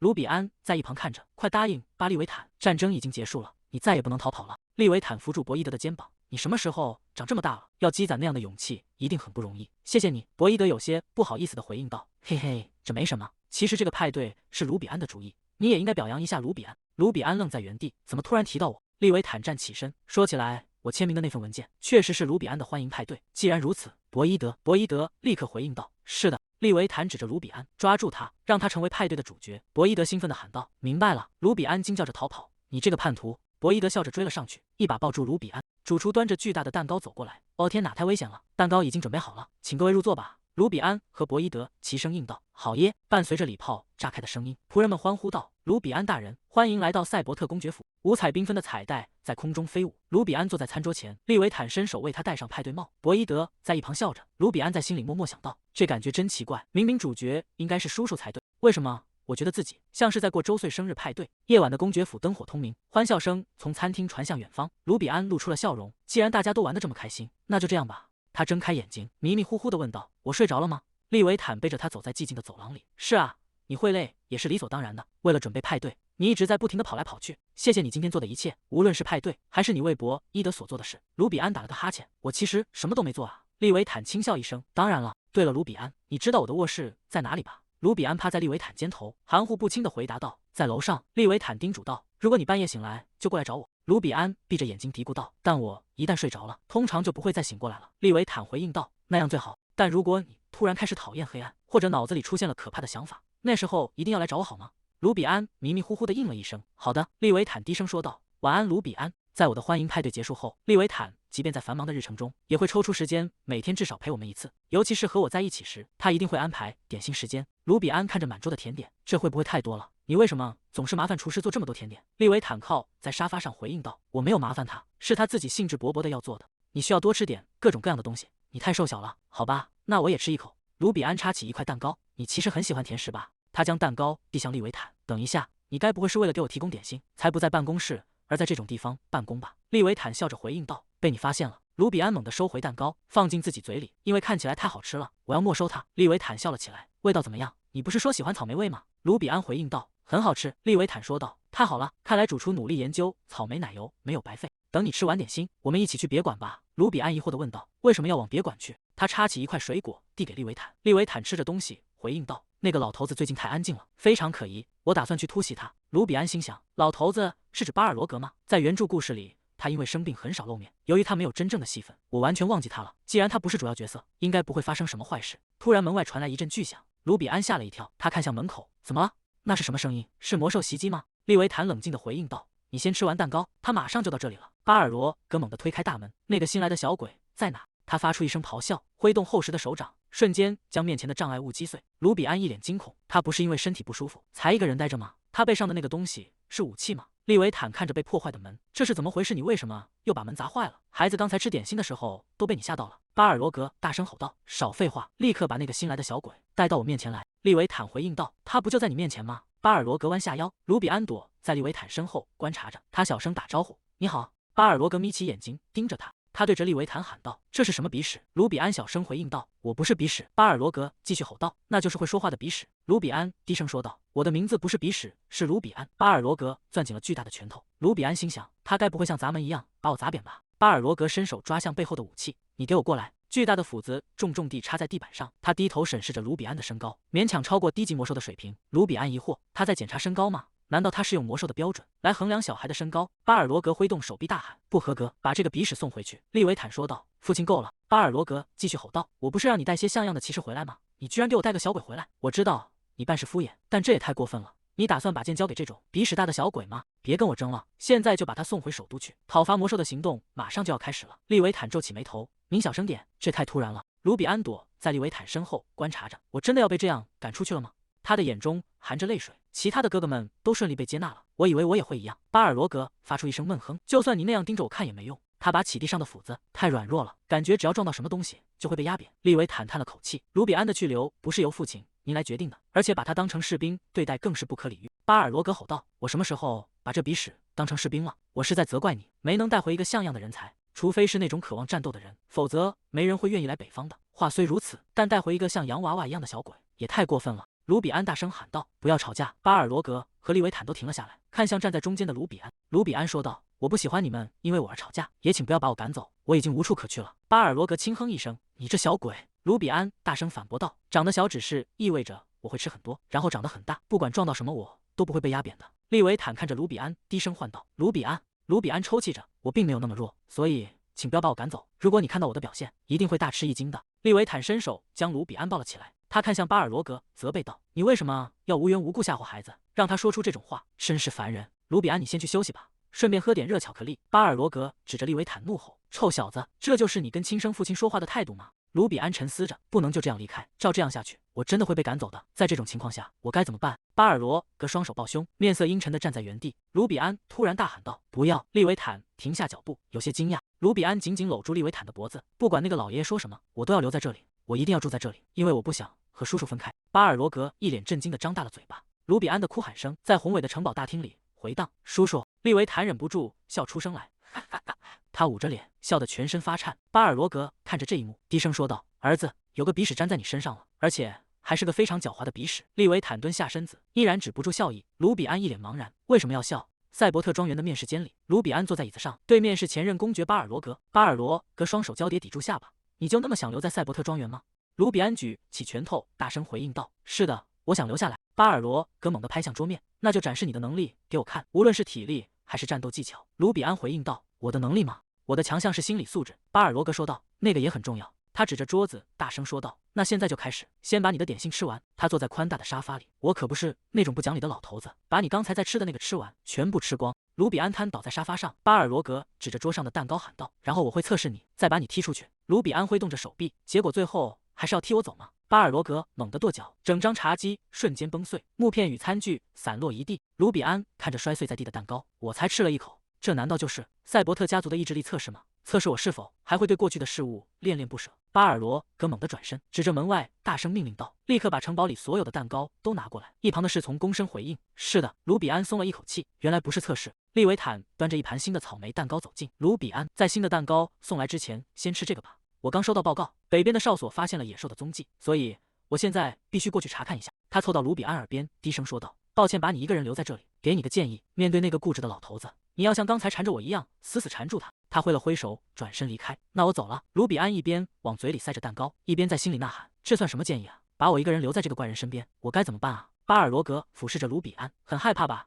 这里经常有野兽出没，像你这种像兔子一样的小家伙，也就是塞个牙缝的零食而已。卢比安沉思着，他觉得我会害怕野兽吗？既然这样的话，他大声说道：“是的，确实有点可怕，所以请让我留在这里吧。”巴尔罗格的脸上泛起一丝红晕，他猛地捂住额头，大声喊道：“既然你那么害怕，那就留下来吧。虽然你在为这种事哭鼻子，但你还没到那种必须被踢出去的废物程度。”卢比安在心里欢呼道：“成功了！”他伸手抓住巴尔罗格的衣角，是时候彻底搞定了。是的，你说的对，外面真的超级可怕，所以我想留在这里，留在你身边。巴尔罗格满脸通红，整个人陷入了极度的动摇之中。卢比安看着巴尔罗格的反应，这样应该就不会被突然踢出去了吧？巴尔罗格一把抓起卢比安的后领，将他拎了起来，长着一张烦人的可爱脸蛋，说话也这么烦人的可爱。你真的是个男孩子吗？为什么要塞进这种像大麻袋一样的衣服里？侍女走上前解释，裁缝出门旅行了，所以我们预约了3天后的测量。巴尔罗格不满地吼道：“这小鬼要在麻袋里住3天吗？”卢比安在心里反驳道：“我既不是小鬼，也不是大麻袋。”巴尔罗格突然想到了什么，时间正好，新武器已经做好了，明天我们就去买衣服。卢比安敏锐地察觉到了异样，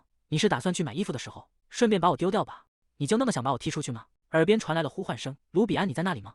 卢比安停下动作，惊讶地看向门口，哈利德。他猛地从沙发上跳了下来，头也不回地朝门口跑去。我急着去洗手间。他一溜烟跑出了房间，我马上回来。巴尔罗格伸出手想要阻拦。洗手间？这么突然吗？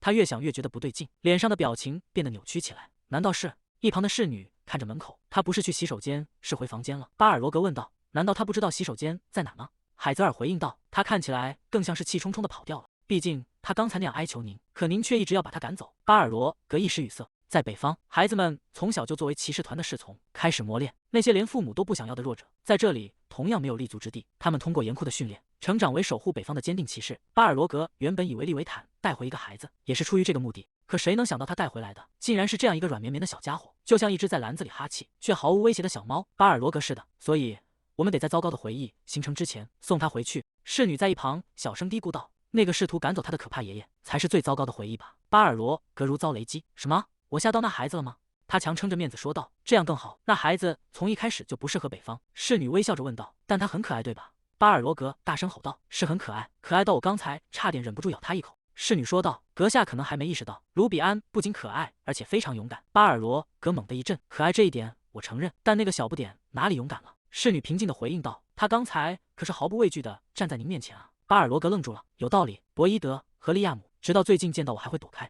侍女继续说道：“卢比安既没有哭也没有逃跑，不过从现在开始他可能会躲着您了。他刚才讨厌您讨厌到直接离开了房间，甚至连蛋糕都没吃完。”卢比安回到房间，他睁大眼睛听着信息。哈利德说道：“阿肯王似乎不仅察觉到你还活着，甚至已经知道你就在巴米龙帝国，他已经向整片大陆派出了追捕者。”哈利德呼唤着：“卢比安！”卢比安发出微弱的喘息声。哈利德焦急地喊道：“冷静点，我也正在往你那边赶。”卢比安独自蜷缩在角落里：“我好害怕，我不想被抓回王国去。”哈利德问道：“你现在是和公爵在一起对吧？那个人很有本事，所以你要紧紧跟着他。”卢比安回应道：“是的，但你怎么知道我和他在一起？”哈利德回答道：“我自有我的办法。如果你当初没有抛下我。”卢比安有些委屈地说道：“别生气嘛，我现在真的很焦虑。”哈利德轻声说道：“我没生气，我怎么会生你的气呢？”卢比安眼中含着泪水。哈利德继续安慰道：“总之，别太担心，巴米龙的领地没有魔力，追踪者们在那儿发挥不了多大作用。”卢比安听后松了口气，确实对我来说也很难受。哈利德承诺道：“再等一会儿，我很快就会到你身边。”卢比安轻声说道：“好的，谢谢你。”他振作起来，握紧拳头：“我不能只是坐在这里，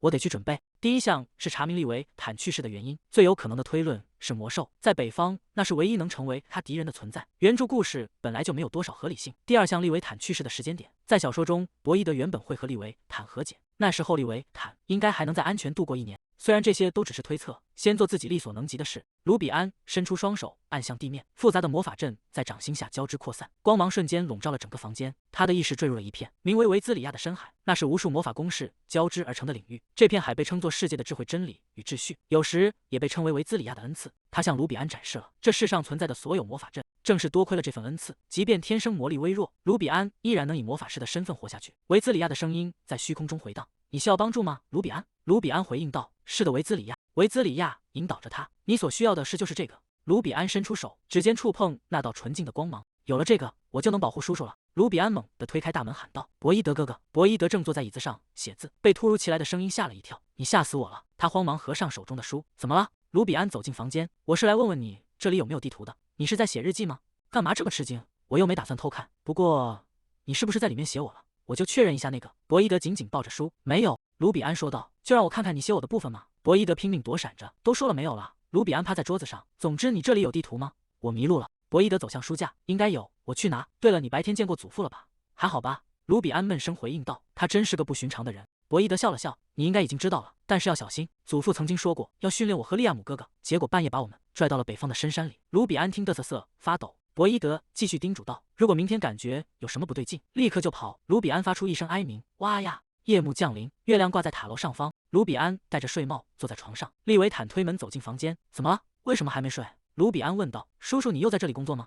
利维坦走到床边：“今天只是来看看你有没有睡着，然后就回去。”卢比安闻了闻空气，有博伊德房间的味道，看来你是在巡视孩子们的房间啊。利维坦关切地问道：“比起那个，你的肚子怎么样了？”卢比安疑惑地重复道：“我的肚子。”利维坦解释道：“我听说你突然跑掉，说是要去洗手间。”卢比安笑着摆手：“我完全没事，我本来就没生病。”利维坦坐到床边，摸着卢比安的头：“是因为我父亲欺负你，所以肚子疼吗？”卢比安连忙解释道：“不是那样的，我真的只是需要去洗手间。前公爵是不是讨厌我？”利维坦叹了口气，看来得把通往北侧别馆的通道拆掉了。卢比安急忙喊道：“别那样做！如果前公爵一直叫我离开，该怎么办？你会把我赶走吗？”利维坦回应道：“当然不会。”卢比安追问道：“真的吗？”利维坦温柔地看着他：“我告诉过你吧，没有人能强迫你做你讨厌的事，你可以做任何你想做的事。如果你想留在这里，那就留下。”卢比安沉思着，感觉怪怪的，被别人利用对我来说根本不算什么。但是利维坦察觉到异样，问道：“怎么了？”卢比安猛地趴在床上：“我好像要打喷嚏了。每当叔叔对我这么温柔的时候，我的心就痒痒的，会开始担心自己的谎言被拆穿。如果真相大白，这份温柔也会随之消失吧。”利维坦揉着卢比安的脑袋：“你这个小淘气！”卢比安挣扎着：“快停下！”床头的油灯散发着微弱的光芒，卢比安渐渐止住了笑声，陷入了沉睡。利维坦用手遮住脸，深深地叹了口气：“如果你真的是我的孩子就好了。”卢比安在睡梦中发出一声痛苦的呻吟，利维坦猛地站起身：“卢比安！”卢比安的呼吸变得急促而破碎，泪水顺着脸颊滑落，打湿了枕头。利维坦将卢比安抱进怀里，轻声安抚着，他的眼神中充满了心疼。“到底是什么把你折磨成这样？请告诉我吧。”阿肯王俯视着卢比安：“我亲爱的第7个孩子，为了我而战斗，却受了这样的伤，真是令我心碎。”他伸出手，掌心散发出光芒，所以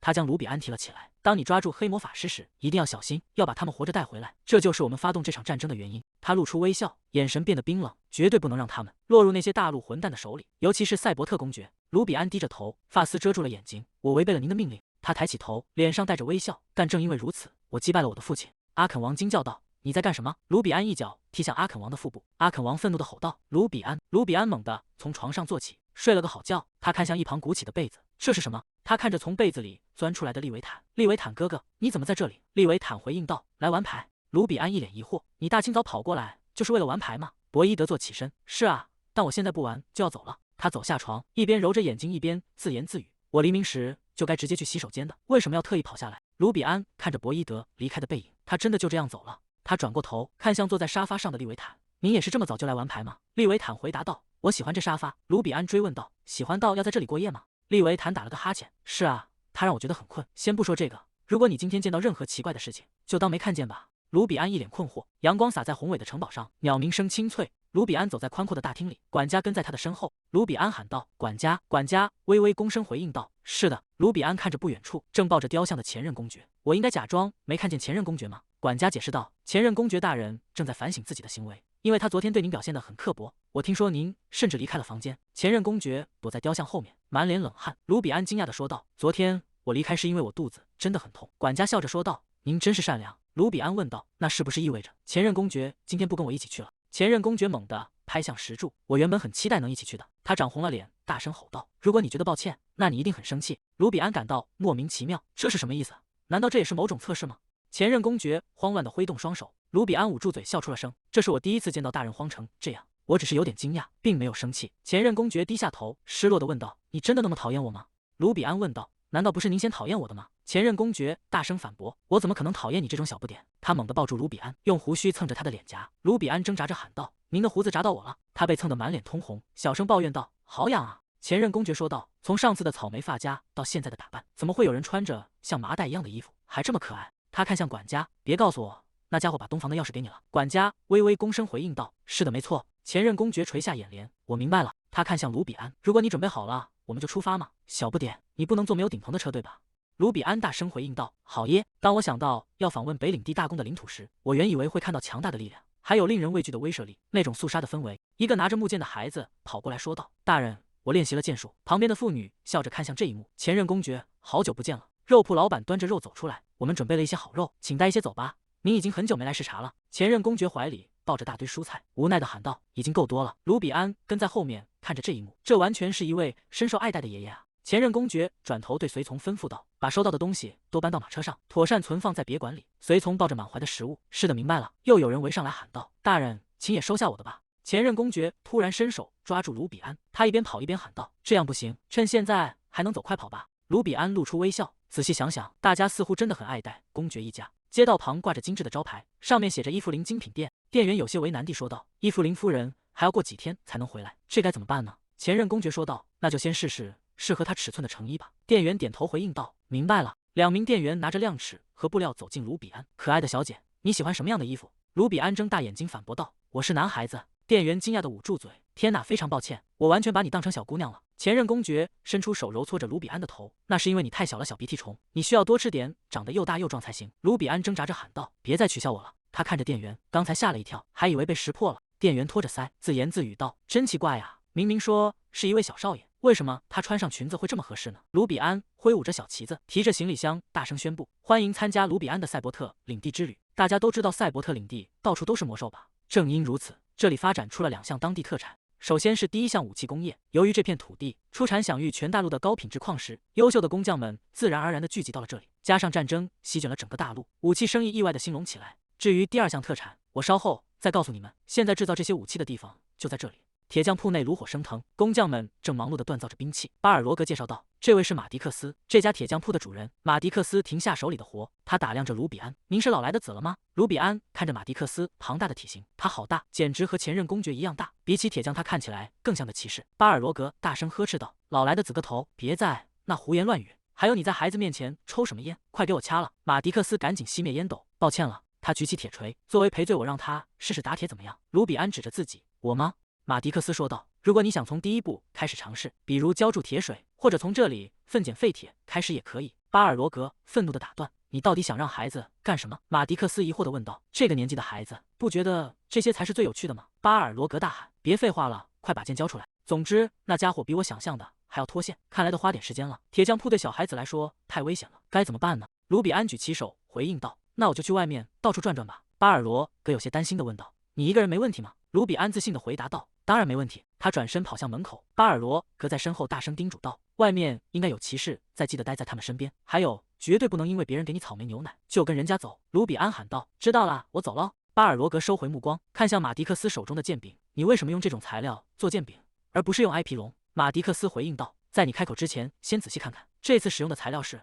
卢比安跑出铁匠铺：“里昂大人。”里昂说道：“我不是说过要叫我前辈吗？话说回来，你怎么没去骑士团营地？”卢比安一脸疑惑地歪着头。里昂改口说道：“没什么，比起那个，你有想去的地方吗？”卢比安兴奋地回答道：“有的。”他推开商店的大门，指着屋内大声喊道：“就是这里！”他沉思着，这就是我之前用博伊德的地图找到的魔石商店。赛博特领地的第2项特产魔石，漂亮、便宜，而且非常酷。在这片土地上，人们可以通过开采魔石矿山，或者通过击败魔兽来获得魔石。越是强大的魔兽，掉落的魔石品质就越高。如果对这些魔石进行加工，就能制造出各种神奇的魔法道具。由于赛博特领地频繁讨伐魔兽，这里出产大量高品质魔石。魔法王国进口这些原石，将其制成魔法道具后，再转手卖给大陆各地，以此赚取巨额利润。简而言之，在魔法王国之外的赛博特领地，魔石的价值被严重低估了。里昂拿起一颗紫色魔石问道：“你想要这种没用的东西吗？颜色虽然漂亮，但作为珠宝来说太重了，不如换一颗颜色相近的宝石，怎么样？”卢比安笑着回应道：“但我想要的就是这个。”里昂把魔石递给卢比安：“既然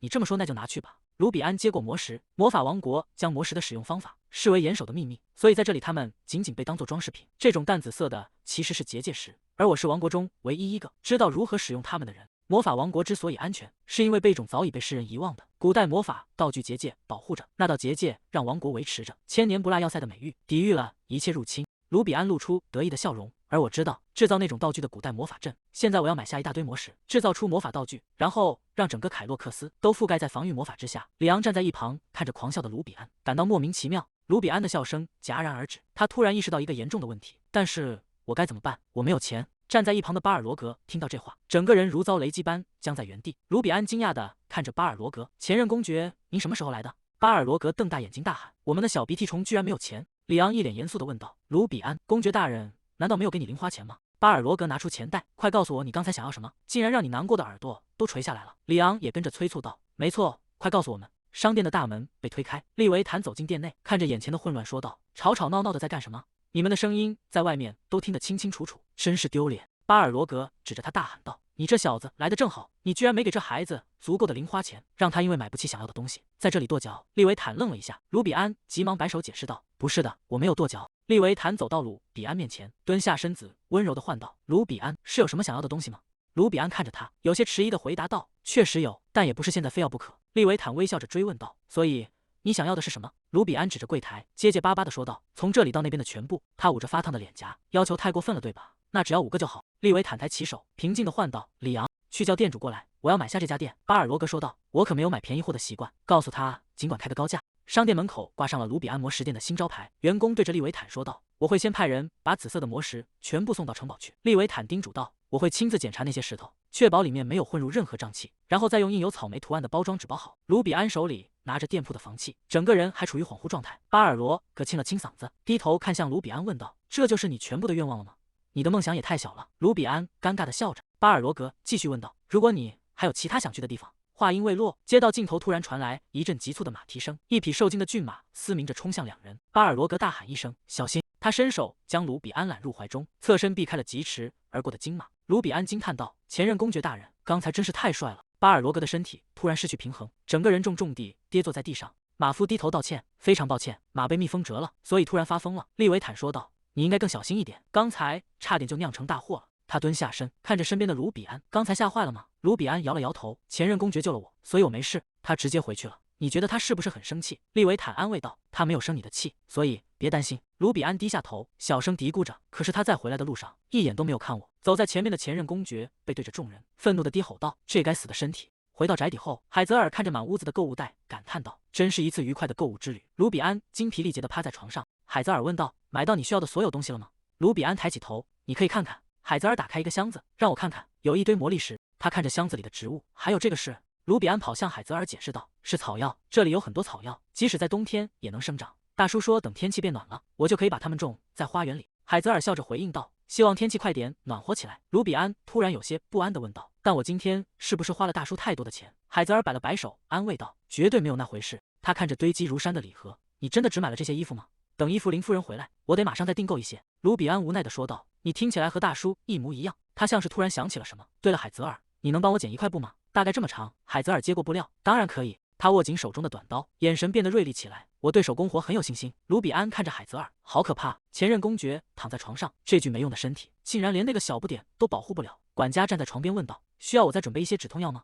前任公爵冷哼一声：“算了，那些药根本没用。”“那个小鼻涕虫安全回来了吗？你把零钱袋给他了吧？”管家微微躬身回答道：“按照您的吩咐，我在袋子里装满了宝石，并交给了他。”他看起来有点不知所措，但似乎很喜欢。卢比安背着沉重布袋，努力爬上楼梯：“我会自己搬上去的。”前任公爵听着汇报，心情稍微好转了一些。“也许我应该再多买下几家店。”他发出一声痛苦的闷哼。管家急忙上前扶住他：“您还好吗？请不要再固执了，让医生过来。”前任公爵愤怒地打断：“闭嘴，这一点都不疼。”管家继续说道：“但您今天又失去了平衡，再次摔倒了。”前任公爵大声吼道：“滚出去！”管家无奈地退到门口：“我很抱歉，那么我先告退了。”前任公爵巴尔罗格独自坐在床上，这具没用的身体，我甚至没能好好保护那个小毛球。巴尔罗格曾是比任何人都强大的骑士，是北方的狂狮，仅仅是他的出现就足以摧毁敌人的士气。然而他在战斗中受了重伤，导致腿部出现了问题，无法治愈的剧痛袭来，痛苦会蔓延至全身。虽然他没有表现出来，但疼痛发作的频率却在不断增加。就在这时，人魔战争爆发了，巴尔罗格却因为伤势无法参战，这在北方骑士的骄傲上留下了深深的伤痕。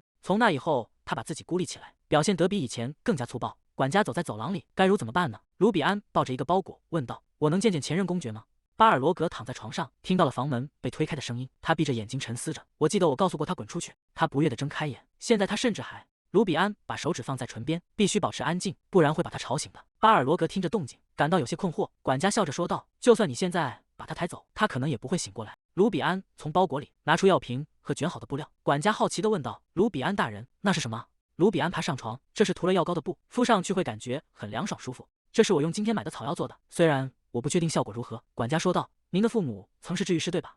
卢比安把布料铺在巴尔罗格受伤的腿上。“是的。”他低下头，在心里默默想着：“我确实撒了那个谎。”管家问道：“但是卢比安大人，您是怎么知道阁下的膝盖不舒服的？”“我不认为有人会把这件事说出去。”卢比安一边忙碌一边回答道：“是脚步声。他走路时脚后跟落地的声音不太一样，就像是在拖着一条腿走路。即使是刚才在村子里躲避金马的时候，他也向右侧踉跄了一下，所以我猜他的腿一定很疼。但他似乎一直在努力忍耐，所以我之前才假装不知道，但如果他一直这样忍下去，会变得更疼的，所以我才做了这个药膏。管家感动的流下了眼泪，这样的人究竟是从哪里来的？巴尔罗格的膝盖处冒出了热气，卢比安吓了一跳，他的膝盖变得好烫，是因为药膏的关系吗？他急忙对着伤口吹气，很快就会没事的。管家看着躺在床上的巴尔罗格，我看到您的嘴唇在颤抖了。巴尔罗格紧紧闭着眼睛，眼角渗出了泪水。管家感慨道：“我侍奉了阁下几十年，却只见过他哭过2次。第一次是在夫人去世的时候，第2次是在他的孙女夭折的时候。全家人都沉浸在孩子死去的悲痛中。此时，邪恶的魔兽入侵了。巴尔罗格想要代替绝望的儿子出征，但这具身体却不听使唤，他最终没能参加战斗。”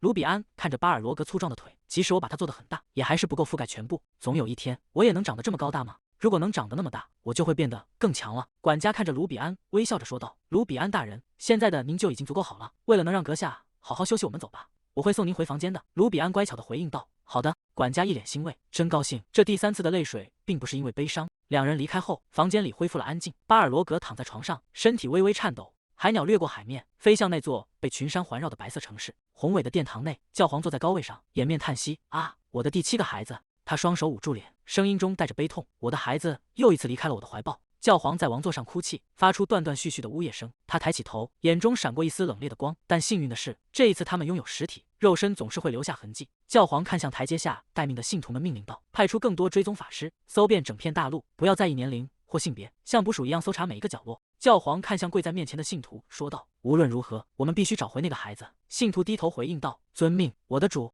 教皇靠在椅背上，为了再次召唤伟大的黑魔法师，那个孩子是必不可少的。他回想起那个继承了维奇里亚智慧的大魔法师卢比安，那是他当年偷回来的宝石。卢比安站在桌前，伸出双手大喊道：“呀！”他将手按在桌上的紫色宝石上，宝石散发出光芒。卢比安不断挥动双手，口中喊着口号：“呀哈！”随着他的动作，桌上堆满了闪烁的紫色宝石。卢比安停下动作，擦了擦额头的汗水，说道：“呼！”他看着满桌的成果，抱怨道：“为什么激活一块结界石要花这么长时间？这里又不是什么工厂。”卢比安看着满桌的结界石，叹气：“我到底要怎么才能把这些全部做完？”门外传来急促的敲门声，卢比安大声回应道：“来了，我这就来。”他一边跑向门口，一边自言自语：“不，爷爷现在每天都要和我一起吃饭。”卢比安笑着跑进餐厅，桌上摆满了各式各样的蛋糕和甜点。博伊德正要伸手去拿甜点，卢比安跑过他身边喊道：“我不吃甜点了。”博伊德看着卢比安跑远。餐厅的主位上坐着一位白发老者，他笑着将卢比安抱到膝盖上。卢比安手里拿着一小盘点心，利维坦坐在一旁喝茶。老者拍着卢比安的头，催促道：“快点，快吃吧！”卢比安被老者捏着脸蛋大喊道：“痛！这样我怎么吃得下去啊？”卢比安挣扎着想要跳下去。“如果你再这样捉弄我，我就要走了。”老者笑着稳住卢比安。“捉弄？我只是收了贿赂，让你坐在我的膝盖上而已。”老者一脸期待地看着卢比安问道：“你不能再做一次那个痒痒的呵呵喝了吗？”卢比安崩溃地大叫道：“哇呀呀！”他气鼓鼓地喊道：“呵呵呵！”卢比安大声抗议道：“太委屈了。”他回想起自己为了隐藏治愈魔法，一边假装涂药，一边偷偷施法的样子。“我只是想隐藏我的治愈魔法而已。”老者拍着自己的膝盖：“哎呦呦，我的膝盖又疼了！天才药剂师，快来帮我看看吧！”利维坦走上前，挡在卢比安和老者之间。老者不断拍打着利维坦的手臂。卢比安气呼呼地喊道：“老顽固！如果你再这样捉弄我，就把我的药膏贴还给我！”老者不满地反驳道：“什么老顽固？要叫爷爷！”利维坦面无表情地看着老者。卢比安妥协道：“好吧，但是禁止再捉弄我。”利维坦单手抱起卢比安，将他从老者身边带走。利维坦看向老者说道：“请不要再欺负这孩子了。”卢比安乖巧地待在利维坦怀里。利维坦继续说道：“你已经得到了妥当的治疗。”老者指着自己包扎着绷带的膝盖反驳道：“欺负我只是为他感到骄傲。自从用了这小家伙给我的药，我的膝盖感觉好极了。”利维坦回应道：“既然是多亏了卢比安才好转，你就不该戏弄他。”卢比安补充道：“胡须攻击也是禁止的。”老者摊开双手笑道：“好吧，好吧，我不会再那样做了，所以快叫我爷爷吧。”老者像是突然想起了什么：“哦，对了，我有件事想问你，跟我来一下。”利维坦跟着老者走进大厅，开口问道：“什么事？”老者转过身，神情严肃地问道：“那个小家伙已经关上赛伯特的姓氏了吗？”利维坦平静地回应道：“收养手续还没有最终确定。”老者震惊地大喊道：“什么？”他整个人僵在原地，随后无力地瘫倒在地上，双手撑着地板，嘴里不停地念叨着：“小家伙，我的小家伙。”利维坦看着老者的背影说道：“收养不是一件简单的事情，卢比安的意愿才是最重要的。”老者抬起头，眼中满是担忧：“那个小家伙难道不打算永远留下来吗？如果那个孩子消失了，我会……”利维坦打断了他的话：“我告诉过你，你又没仔细看信件内容，对吧？”利维坦看着老者，继续说道：“最开始你可是拼了命地想把他赶走。”老者立刻反驳道：“那是什么时候的事？我不记得了。”他挥动着双手，大声喊道：“光是看着那个小家伙呼吸，就能清楚我胸口积压了10年的玉简，我现在怎么可能离得开他？”利维坦无奈地回应道：“阁下，您的身体并没有任何郁结。老者气急败坏地喊道：“那只是个比喻，比喻而已。”老者平复了一下情绪，问道：“总之，罗斯2周后就会回来，对吧？”他抓住利维坦的手臂，叮嘱道：“等罗斯回来，一定要认真仔细地商量这件事，也要好好找卢比安谈谈，明白了吗？”老者神情严肃地强调：“绝对不能让那个孩子溜走，听懂了吗？”他挥动手臂大喊道：“绝对不行！”老者凑近利维坦，满脸通红地咆哮道：“没门！”利维坦无奈地回应道：“这不是我一个人能决定的事情。”老者急得直跺脚：“拜托了，你至少说点什么呀！”利维坦转身离开。还有，别再一直让我叫你爷爷了，我现在还是称呼你为先生。几天后，阳光洒进房间，桌上的木盒里装满了闪烁着紫色光芒的结界石。卢比安看着眼前的成果，欢呼道：“全部做完了！”他趴在桌边，看着满盒的宝石，笑道：“嘿嘿，终于结束了。”卢比安松了一口气，原本还担心偷偷制作会被发现，幸好一切顺利。海泽尔忙着处理宅邸的杂物，老者沉浸在设计新武器的工作中，博伊德在练习挥剑，利维坦也总是很忙碌。多亏了大家各司其职，卢比安有了充足的独处时间来制作这些东西。卢比安拿起一颗紫色宝石，观察着。虽然魔力石本身就能产生结界，但直接使用效率太低了，就像食物烹饪后会更美味一样，将它们加工成魔法道具会更有效。卢比安看着宝石，心想：如果我能将凯洛克斯周围的自然魔力与结界石中的魔力连接起来，这样即使我不持续注入魔力，结界也能半永久的维持下去。卢比安双手捧起一颗宝石，我想要的是一个能长期保护这里的强大护盾，一个能察觉入侵者并阻挡他们的护盾，哪怕只是暂时的也好。卢比安瘫坐在椅子上，魔力石和魔法阵都已经准备好了，但真正的问题是，这些魔力石的摆放位置非常棘手。他看着天花板思索，我需要让结界环绕整个凯洛克斯，但具体应该把它们放在哪里呢？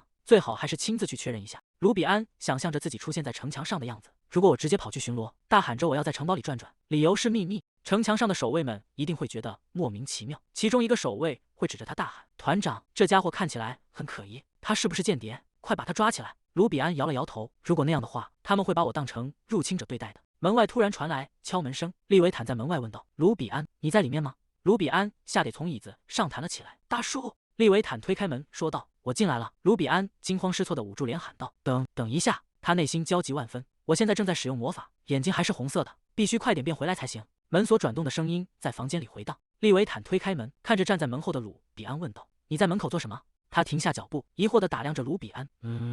利维坦看着卢比安的脸庞，语气平静地说道：“卢比安，你的眼睛是红色的。”卢比安看着逼近的身影，心里一惊，难道被发现了吗？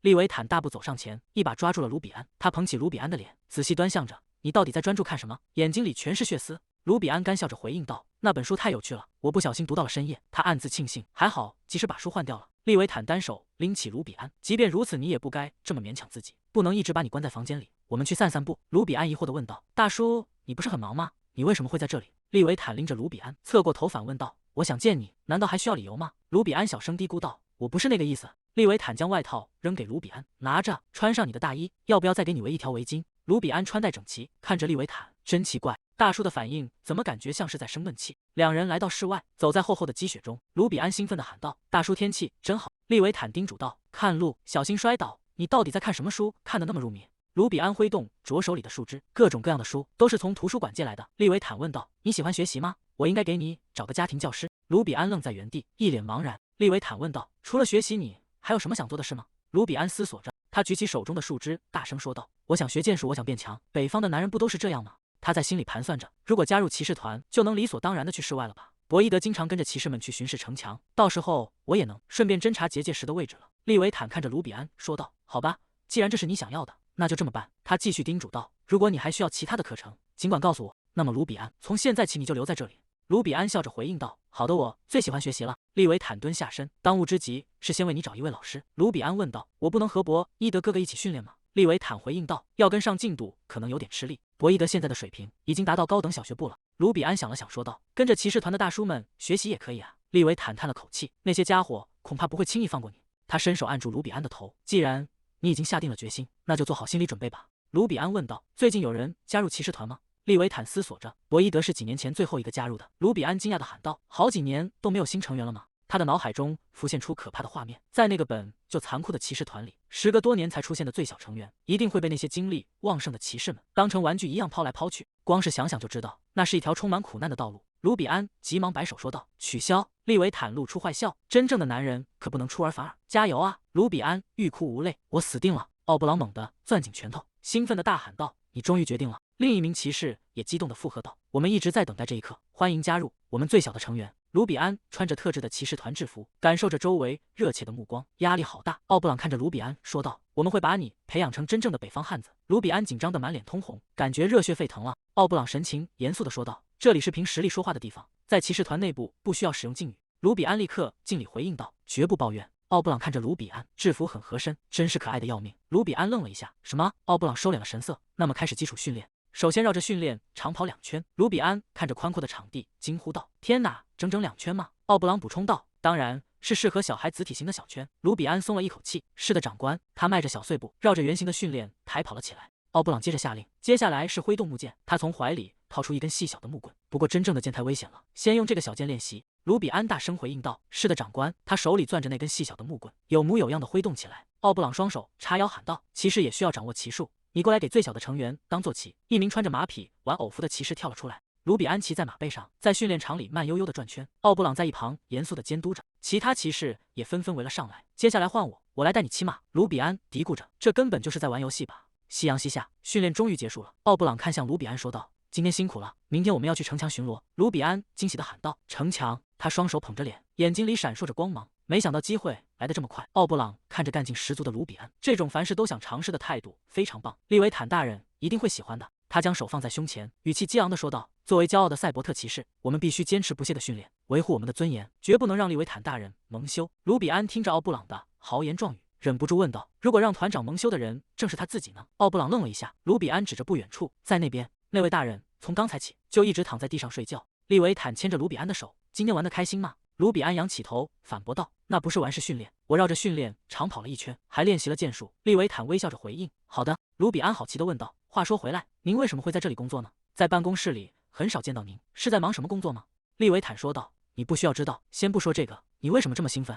卢比安挥动着手臂喊道：“明天我们要去巡视城墙了。”利维坦问道：“你这么开心吗？”卢比安用力点头回应：“我早就想去了。”利维坦问道：“你从什么时候开始想去的？如果你早点告诉我，我马上就会带你去了。”卢比安有些不好意思地说道：“我以为您会觉得很麻烦。”利维坦说道：“你的请求怎么会是麻烦呢？难道你以前住在约西亚的时候也是这样吗？”卢比安愣了一下，利维坦继续问道：“你是不是因为担心父母会觉得麻烦，所以才不敢说出自己的愿望？”卢比安回应道：“我想应该不是那样的。”他抓紧了衣角，仔细想来，关于住在约西亚这件事，我也撒了谎。事实上，我从未向父母，或者说从未向魔王要求过任何东西。从我有意识起，就没有什么我想做的事，也没有人在意我的想法。卢比安突然感到一阵剧痛，他痛苦地捂住头。这是什么？我的记忆感觉很奇怪，就像是有人强行把它们缝合在一起一样。利维坦焦急地喊道：“卢比安！”他跪在地上，紧紧抱住卢比安。“停下，你不需要再去想那些了。”他抚摸着卢比安的头，满怀歉意地说道：“对不起，让你回想起了不好的记忆，是我考虑不周。”卢比安靠在利维坦怀里，神情渐渐平复。城墙之上，卢比安欢快地跑向边缘，喊道：“哇呀！”巴尔罗格跟在后面提醒道：“小心点，别摔倒了。”卢比安指着远处的塔楼问道：“那些铃铛是什么？那里有好多呀。”巴尔罗格解释道：“如果发生了危险的情况，比如魔物入侵，这些铃铛就会被敲响。他们沿着城墙安装了一整排。”卢比安问道：“就像紧急警报一样吗？”他露出了微笑。找到了，他在心里盘算着，如果我在那里嵌入一颗结界时，就能沿着整面城墙部署结界场了。顺便再加一个功能吧，让铃铛在入侵者出现时自动响起。如果把这个连接到我的魔力上，我就能第一个察觉到。我真是个天才，这太完美了。巴尔罗格把卢比安抱了起来。“你对这些奇怪的事情真的很感兴趣。”他掂了掂卢比安：“你真轻啊，简直比鼻涕虫还轻。”卢比安反驳道：“我不轻，我每天都在长大。”巴尔罗格笑着回应：“真的吗？”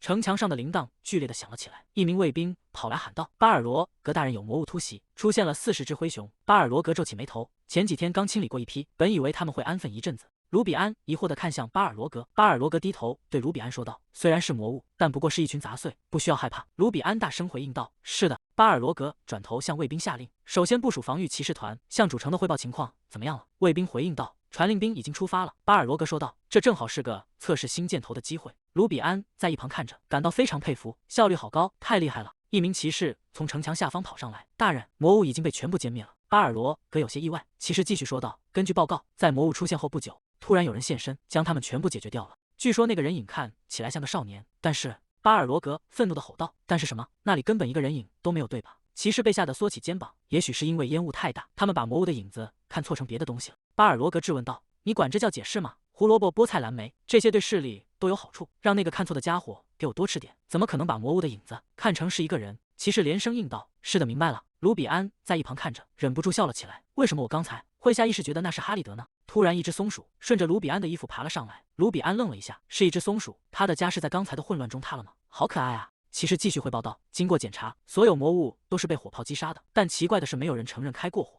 巴尔罗格愤怒地喊道：“现在连弹药管理也这么松懈了吗？这简直太荒谬了！我要立刻召集所有相关人员。”卢比安抱着松鼠：“你要跟我一起走吗？”海泽尔为卢比安梳着头：“我听说今天城墙上发生了一件大事。”卢比安回应道：“是的，魔物突然出现了。”海泽尔感叹道：“女仆们都被吓坏了，差点就打开逃生通道了。”卢比安疑惑地重复道：“逃生通道？”海泽尔继续说道：“公爵大人也非常担心，偏偏在卢比安小姐登上城墙的时候，魔物出现了。”卢比安平静地说道：“魔物在攻击前又不会提前发出预告。”海泽尔微笑着回应：“虽然是这样，但担心也是理所当然的。等晚餐准备好了，我再来接您。”卢比安回应道：“好的，谢谢你。”他思索着，总之该怎么把结界石嵌入瞭望塔的铃铛里呢？无论怎么想，我都需要有人帮忙，毕竟我没法亲自潜入那里。卢比安趴在桌子上叹了口气，如果能有一个可以替我秘密行动的人，那就完美了。窗外传来一阵轻响，卢比安抬起头，那是什么声音？一只松鼠正趴在玻璃上。卢比安惊讶地说道：“你是刚才那只松鼠？”松鼠在窗外欢快地跳动着。卢比安悄悄跑出城堡，穿过寂静的庭院，在月光下的湖边，哈利德正静静地坐着。松鼠轻快地跑向他，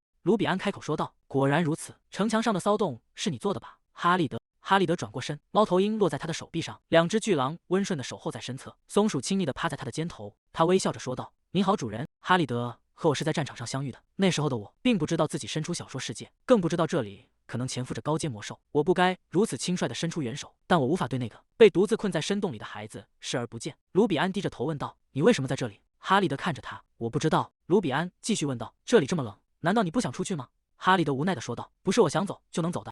你看起来像个魔法师，难道看不出来吗？这副镣铐上的封印咒语非常复杂。”卢比安说道：“那个咒语对你来说很难吗？”哈利德愣了一下：“什么？”卢比安笑着回应道：“因为那不是给我准备的。这就是我们相遇的经过。”卢比安快步跑向哈利德：“我不是说过别挡我的路吗？”哈利德接住扑过来卢比安：“下次扑向我之前，能不能先打个招呼？”我不自觉地紧绷了一下，头没撞疼吧？卢比安捂着头呻吟。哈利德说道：“那次阻拦已经是很久以前的事了，为什么现在又提起来？”卢比安坐在地上喊道：“所以你确实拦过我。”哈利德回应道：“我没有，我刚才只是说那是出了一点小差错。”卢比安生气地喊道：“你觉得我是白痴吗？你刚才明明说了阻拦。”哈利德问道：“你在抛弃我，甚至伪造死讯之后，到底在做什么？”卢比安支支吾吾地回应道：“这个。”他看着哈利德的表情，糟了，他真的生气了。哈利德伸手抓住卢比安的袖子，他注视着卢比安的眼睛：“现在别想再逃跑了，因为我终于找到你了。”卢比安心想，哈利德比我想象中还要生气。哈利德问道：“而且我从刚才起就一直想问你，这身打扮是怎么回事？”卢比安穿着一身宽大的男装，尴尬地笑着。哈利德问道：“公爵应该不是那种无可救药的人吧？”卢比安解释道：“这是好几个误会叠加在一起的结果。”两人相视而笑。卢比安捂住哈利德的嘴：“你现在必须马上离开。”哈利德反驳道：“别唠叨了。”卢比安说道：“你怎么能用魔法去抓怪物？万一出了差错，你会被抓走的。”哈利德的脸颊微微泛红：“当时怪物就在你周围盘旋，难道我应该只是看着吗？我的身体不由自主地动了，我还能怎么办？”卢比安沉思着，自从我把哈利德从那个洞穴里救出来后，他就一直追随着我，尤其是他为我献上的誓约阵，让我对他拥有绝对的权威。在契约解除之前，他和我的仆人没有什么区别，尽管条件如此不平等，他还是坚持要这么做。如果他表现出哪怕一点点后悔，我本来打算立刻放他走的。卢比安看向哈利德说道：“我知道了，谢谢你为我着想。不过，你打算抓着我的手到什么时候？”哈利德猛地松开手：“别告诉我你忘了我的誓言，我才是保护你的那个人。”卢比安回应道：“那你也应该停止做那些危险的事情。”哈利德点头说道：“好吧。”卢比安捧起小松鼠，哈利德的能力总是让我嫉妒。他开口说道：“你竟然能迷住这么可爱的小动物！”哈利德愣住，为什么要用迷住这么令人害羞的词？卢比安疑惑地问道：“你在说什么啊？”哈利德是与我完全相反的人，我缺乏魔力，而他拥有的魔力量，即便使用各种魔力工具也无法压制。他能暂时束缚生物的灵魂，并将它们转化为使魔。他总是避开魔兽，声称他们的魔力会污染他。由于奴役人类灵魂是禁忌，所以他主要将能力用在动物身上。哈利德看着卢比安说道：“总之，别再转移话题了，准备离开这里。我告诉过你，魔王已经注意到你在这里了。”卢比安低声嘀咕道：“那根本没用。”哈利德沉默了片刻，问道：“你就那么讨厌我吗？你故意丢下我离开，但我却一直缠着你，所以你现在是打算再次丢下我吗？”卢比安大声反驳道：“不是那样的。”哈利德低着头说道：“当你失踪的时候，我真的很害怕。突然间，我感受不到你的魔力了。他们说，所有去卡纳兰峡谷的法师都死了，一定是被怪物吞噬了。当我看到那些尸体的时候，你知道我当时是什么心情吗？”卢比安急忙喊道：“没有人死，那些尸体也是我制造出来的。”哈利德愣住了。“什么？”卢比安解释道：“摧毁他们的魔力核心，意味着他们不能再使用魔法，寿命也会缩短。但他们说不在乎，所以我只是破坏了他们的核心，并让他们逃走了。起初我并没打算做的那么绝，但既然我要独自离开，就无法顾及剩下的那些少年兵了。机会来得太突然了，所以我没能及时告诉你，对不起。我本来打算等安顿好之后再联系你的。哈利德问道。既然如此，你就该让那具假尸体看起来更逼真一点。为什么偏偏只有你被抓住了？卢比安不好意思地笑了笑。哈利德继续说道：“你是故意的吧？为了把注意力引向你自己，好让其他孩子不被怀疑。就算你想帮那些孩子，有必要做到那种地步吗？”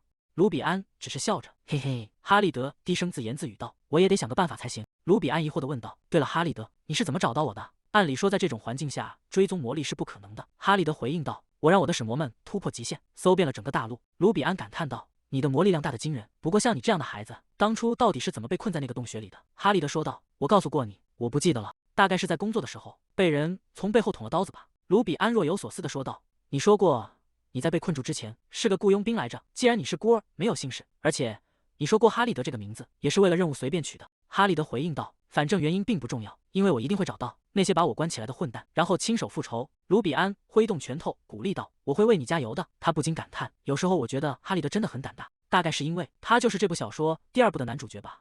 在名为《废墟之剑》的故事第1部结尾，利维坦迎来了死亡。到了第2部，名为哈利德的新主角登场了。哈利德凭借自己的力量逃出了被囚禁的洞穴，开启了全新的篇章。他查明了自己被囚禁的原因，并向那个关押他的人立誓复仇。他将长剑深深刺入荒废的大地。卢比安思索着，这就是第2部第1章的大致内容。虽然我没看后面的内容，但他们肯定不会让哈利德落得和利维坎一样的下场吧。原本的哈利德应该独自长大并逃离洞穴，但因为我改变了剧情走向，他恐怕无法像原著中那样活跃了。卢比安看向身边的哈利德说道：“所以我会对你负责的。”哈利德愣了一下，卢比安接着问道：“现在你想去附近的村庄住吗？去主城虽然也不错，但我现在只是在白吃白喝。”哈利德重复道：“附近的村庄。”卢比安解释道：“既然我们现在可以沟通了，分开一段时间也没关系。”哈利德冷哼一声：“你根本不懂没关系是什么意思。这件事困扰我很久了。”他握住卢比安的手腕：“没有魔力，你过得很辛苦吧？”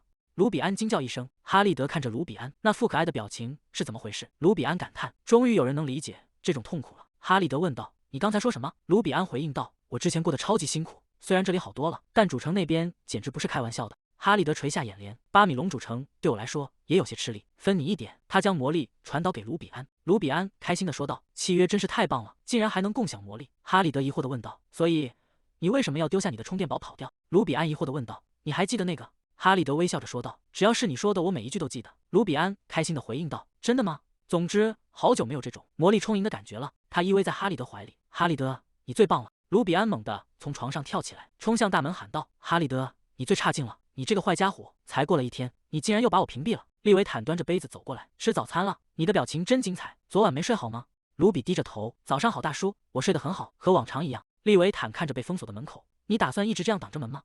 卢比安仰头回应道：“那是因为你总是趁我睡觉的时候盯着我看，我也有隐私的。”他在心中暗自思忖：就算我再迟钝，如果他每次都在我睡觉时来检查我的状态，迟早会发现我有问题的。如果一直这样下去，我可能会在梦话里泄露自己的身份，所以我才采取了这种极端的措施，禁止任何人在我睡觉时进入房间。他看着利维坦的长腿，当然，如果他非要用那双长腿跨过来，我也没办法，但这关乎我的感受。里昂走了进来，打扰了公爵大人。卢比安开心地打招呼：“里昂爵士，早上好。”里昂微微点头示意：“早上好，卢比安。”他拿出一小袋零食递给卢比安：“这是今天的零食。”卢比安伸手接过：“谢谢你。”他一边吃着饼干，一边心生好奇：里昂爵士总是随身带着零食呢，难道是因为低血糖？利维坦看向里昂问道：“你找我有什么事？”里昂神情严肃地回答：“我来是为了请求骑士团的招募许可，为即将到来的春季讨伐做准备。”卢比安眼睛一亮：“天哪，我终于要有后辈了吗？”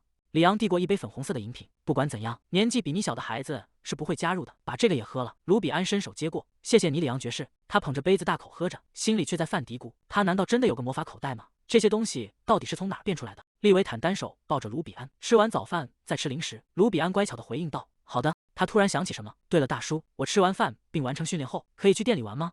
他在心里盘算着，得去见见哈利德才行。利维坦端着杯子的手停在半空，沉默片刻后回应道：“当然，你想怎么玩都行。”卢比安开心地喊道：“好耶！”办公室内，利维坦毫无形象地瘫坐在椅子上，双腿直接架在办公桌上，手里无力地挥动着文件。里昂无奈地说道：“真该让卢比安看看你现在的样子。”利维坦抱怨道：“正是因为卢比不在，我才一点干劲都没有，你懂吗？他最近忙着训练和出去玩，我们甚至都没有时间一起吃零食了。”这时门外传来了敲门声，一名侍卫推开门报告道：“公爵大人，博贝尔医生到了。”利维坦在会客室接待了博贝尔，两人相对而坐。博贝尔手里拿着体检报告，说道：“关于不久前对卢比安少爷进行的健康检查。先说结论，他很健康。利维坦疑惑，先说。博贝尔解释，由于他非常排斥身体接触，我们只做了基础检查，目前能检测到的部分都没有问题。他的发育确实比同龄人缓慢，但这并不完全是因为疾病。然而，他过度回避他人触碰这一点让我很在意。利维坦回应道，卢比安确实很怕生，即使我们去人多的地方，他也会钻进我怀里。真没想到这么警惕的孩子，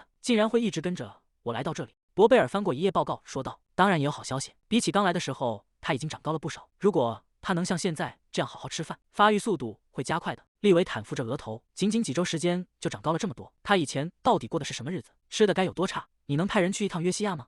博贝尔回应道，那是我留学的地方，派人过去没问题，但你要做什么？利维坦说道，卢比安是从那里来的，我想让你调查一下，是否有人认识他的家人。他的眼神变得冷峻，我本想等他亲口告诉我，但我现在等不下去了，我必须知道他以前是和什么样的垃圾住在一起，又是怎么生活的，无论是否只是暂时的。我现在都是卢比安的监护人，所以我需要了解关于那个孩子的一切，这样我才能保护他。而且虽然我希望这不是真的，但我始终无法摆脱那个念头。卢比安仿佛正在承受着某种巨大的精神压力，或是被某种无法言说的情绪所吞噬。利维坦说道，原来卢比安的父母是治愈师。博贝尔医生回应道，我会联系一位在约西亚的熟人。他站起身，治愈师并不多，相信很快就能打听到他们的消息。说起来，卢比安真的能用草药制药吗？利维坦说道，没错，他说只是通过观察就学会了。医生继续问道，我还听说药膏贴也是他亲手做的。利维坦点了点头，他对阿贝利塔草药的使用非常出色，以他的年纪来说，这种技术简直不可思议。他突然停住，一掌拍在桌子上，医生被吓了一跳。怎么了？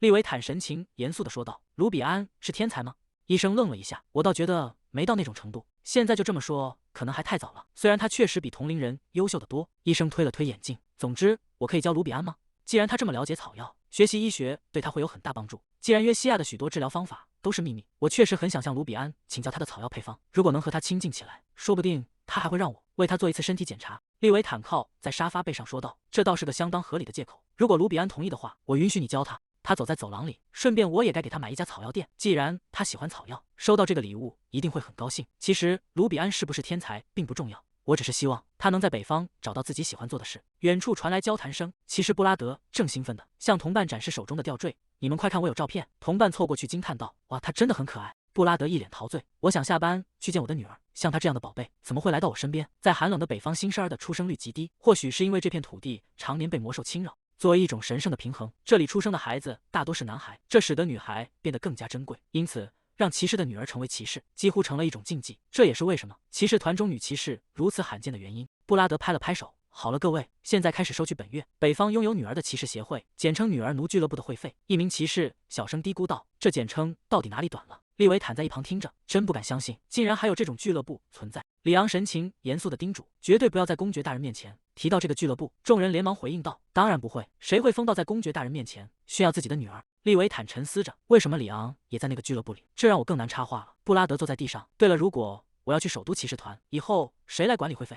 我会确保在离开前交接好所有的职务。真的很抱歉各位。一名骑士摆了摆手，算了吧，这有什么好道歉的？去首都是件好事，在那里你就不必担心无法活着回到家人身边了。另一名骑士点头说道，没错，既然你要离开了，就带着家人好好生活，一定要幸福啊，记得保持联系。布拉德回应道，谢谢。利维坦独自走在空旷的长廊上，我想卢比安了。卢比安来到约定的地点，街道旁挂着卢比安魔石店的招牌，他环顾四周，有些焦急地喊道，哈利德。他有些无奈，我明明告诉他在魔石店等我，他到底跑到哪里去了？他又在无视我的消息了。海泽尔微笑着走近，卢比安大人，您看起来很严肃，是出什么事了吗？他突然从怀里掏出一把折叠刀，卢比安吓得退后一步，为什么要拿出刀来？海泽尔理所当然地回应道，因为这是解决问题的基本必需品。卢比安问道，基本？海泽尔收起刀，没什么。远处传来一阵爽朗的笑声，巴尔罗格拎着一个垂头丧气的男人走来，他挥着手喊道，我的小淘气鬼。卢比安问道，您手里拎着的是铁匠吗？他为什么变成这样了？铁匠猛地抬起头大喊道，那是因为在铁匠铺里根本没有活干。卢比安惊讶地问道，天哪，铁匠铺是要倒闭了吗？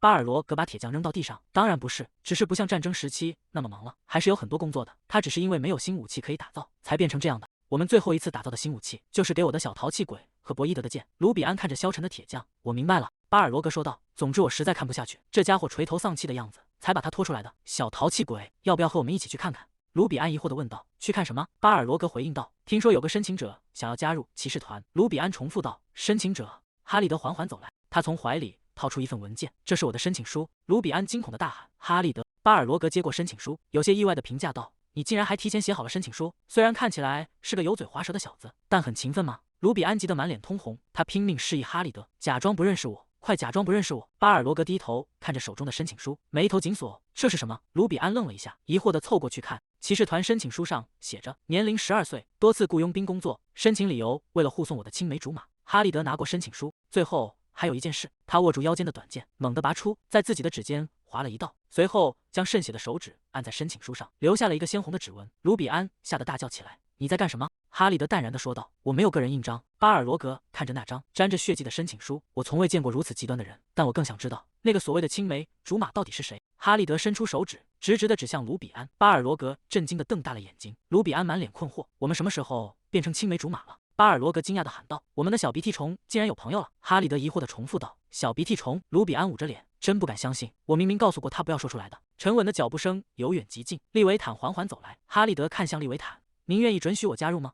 利维坦沉默地注视着他。哈利德神情冷峻，等待着对方的答复。利维坦接过哈利德递来的文件，仔细查看上面的内容。“你才12岁，就已经有雇佣兵的经验了吗？”哈利德平静地回答道。“是的。”利维坦若有所思地问道：“难道说你曾是王国的少年兵吗？”